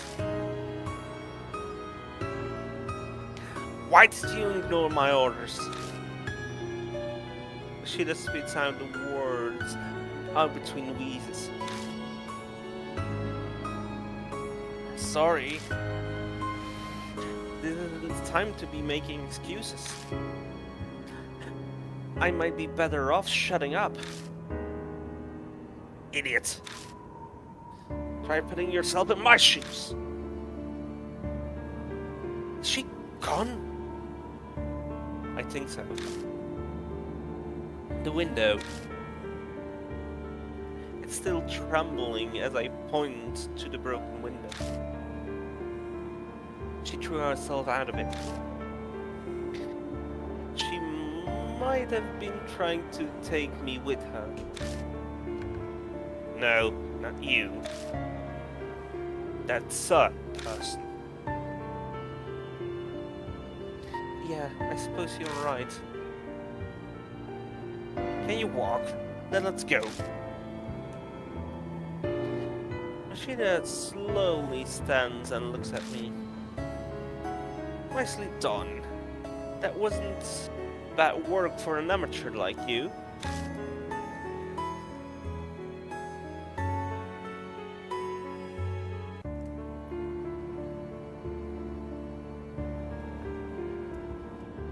It stopped raining. The cool wind on my neck hints at autumn. I'm going to drop by and see Damon. I would like to see how the others are doing. Yeah.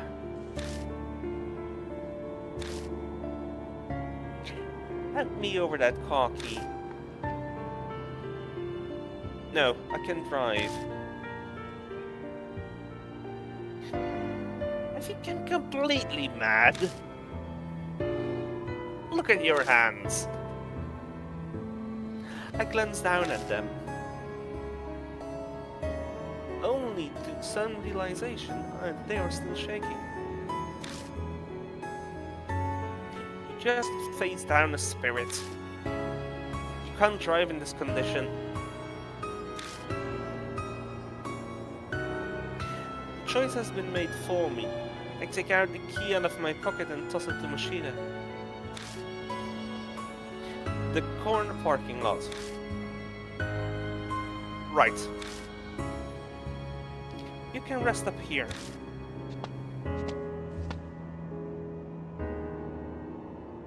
His figure melts into the darkness. As I watch him go, I notice something down on the wet asphalt.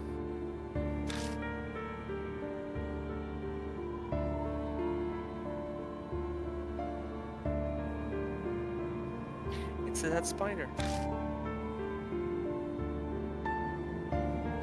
It lay there, legs crumpled up and almost as if it's desperately trying to hold on to something.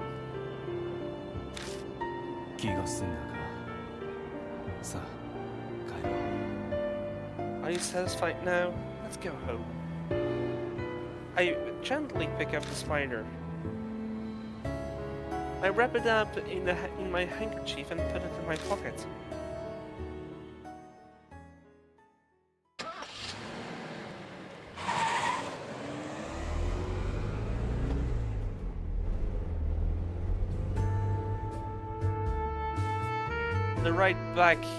The car ride back is a blur. I sat and let Machida's voice wash over me like background radio noise. I remember wondering if Red Riding Hood might have stolen a part of my soul. Before the investigation, Mo tipped us off on your testimony, remember?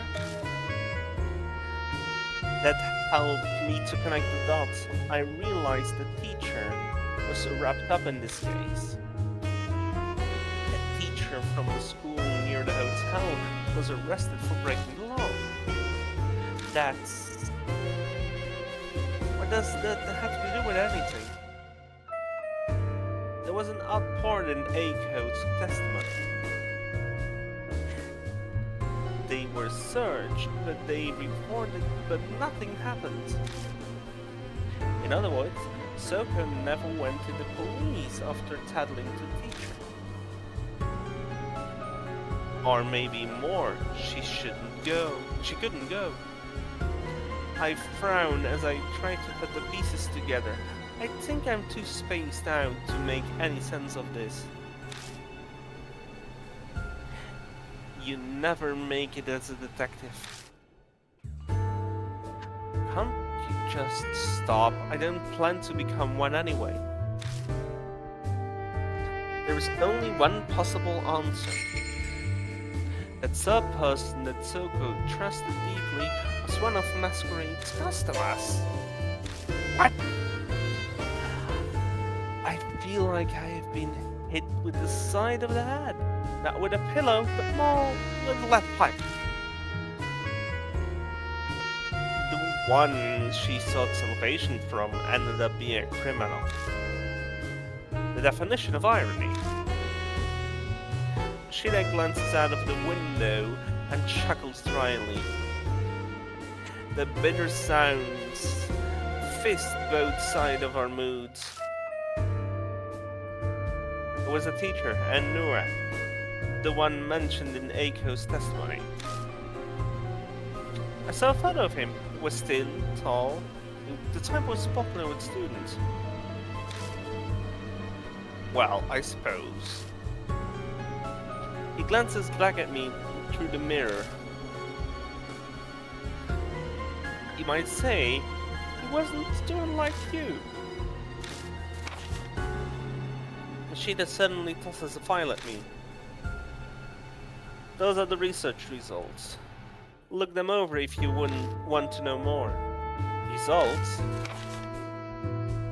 I flip through a thick bundle of paper and see them well-organized documents.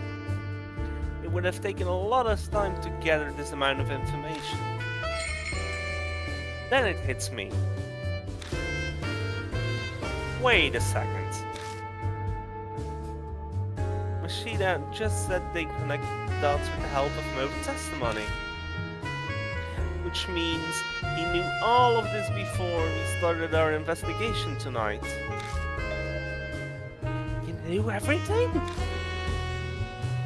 I just said I put all of it together when I heard her testimony. But I decided not to tell you just in case. Why? If I had known, I could have... What would you have done? His tone turns mockingly as he laughs. You would just have sympathized too much and let down your guard. You should have been grateful I did it.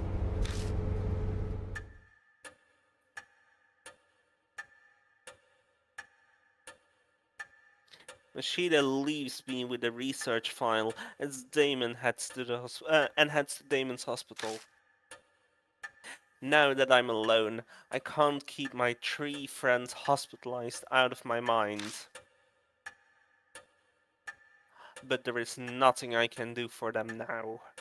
I have done everything I can. I bolster myself with the information. I spread Machida's documents out on the table. I'm exhausted, but I feel like I need to go through them today. Who in the world was Red Riding Hood? If Machida was right, the truth should be right here in front of me. Now, I really want to wrap it up for tonight. The epilogue is actually not canon, even.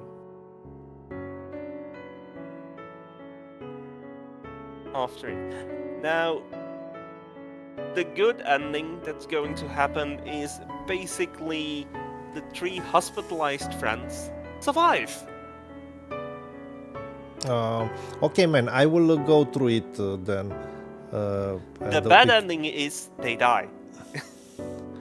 Okay, I don't want to end it without the ending, but if you cannot stay, I will finish it by myself now.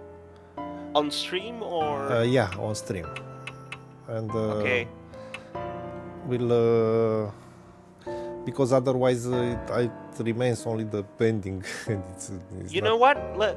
Let's go through it together while we talk, but I'm not gonna read it just to save some time.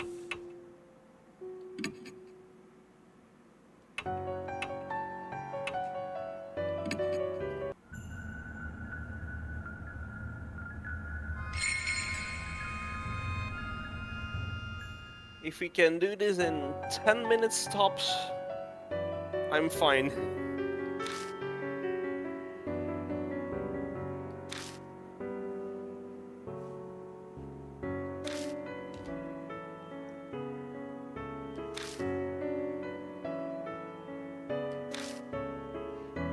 You could tell us what was the condition to get a bad ending.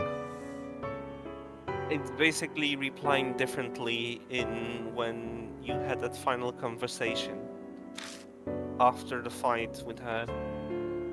And 4 questions. basically only the ending, I mean this epilogue changes, no? Yes. And that's why the 3 hospitalized characters are not shown in the promotional material that Mark II, to leave it up if they are which ending is canon here. But I refuse to believe the second ending is canon. The bad ending is canon. 邪魔するぞ。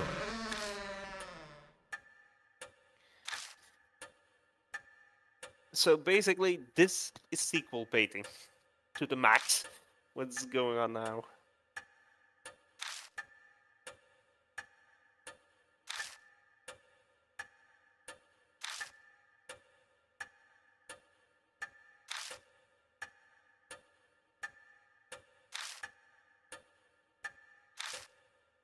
So the gist is what Mashida is now telling is the reason why he didn't tell us is he thought the death mark was back.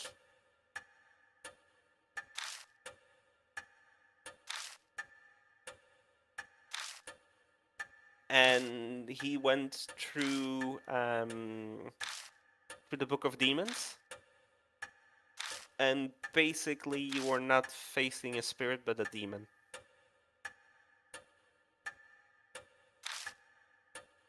That Soko actually got possessed.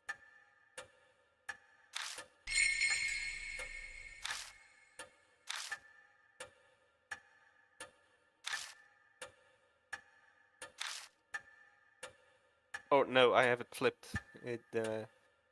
She got possessed by a ghost, a demon ghost. That's the gist of the epilogue,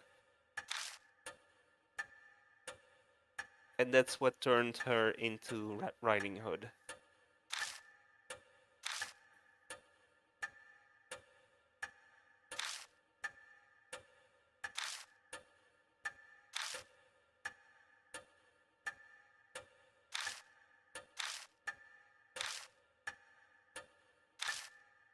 And what's happening now also is they are setting up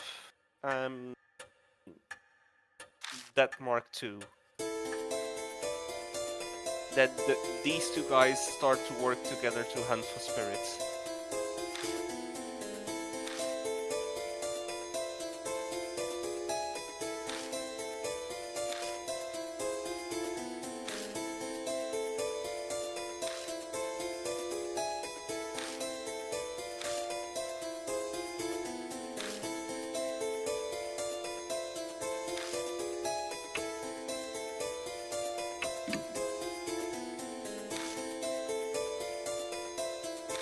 せいぜいよく考えろ。望まなくてもいずれその時が来る。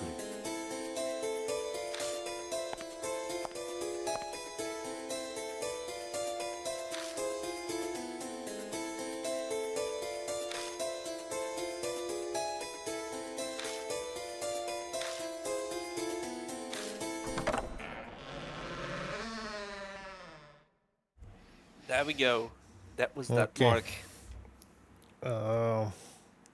Yeah, I'm sorry to rush the ending, but yeah, it's 1 a.m. you got it very wrong. That's the only thing. Yeah. I mean, I was Shoot prepared me for for a that one. 1 hour stream, and I think we Same had here. one of the longest. The longest Dead Mark streams. Yeah, I I mean. totally miscalculated on that one. Now it's gonna loop back to the beginning. Yeah. Okay. So this is it. We are sorry that we finished like this in a rush. Yeah. Basically, we finished the year in a rush, and now we'll have 1 month break, and the next. I will not show you anything now. We'll let it for the next year. The next game we'll play is Broken Sword 2.5 on 19th of January. It will be the next stream. I will even let a placeholder for it for you to know. Happy holidays, everyone, and Yeah. we'll see you next year. And Indeed. good night. And again, apologies for me miscalculating. It's a total me fault. Some way or another we did it. We finished it this year. Yes. We Indeed. finished what we proposed for this year, Broken Sword 2, and we have some things from the past. Maybe we'll finish it next year, Shadow Man and Alan Wake 2. Okay, so bye bye, good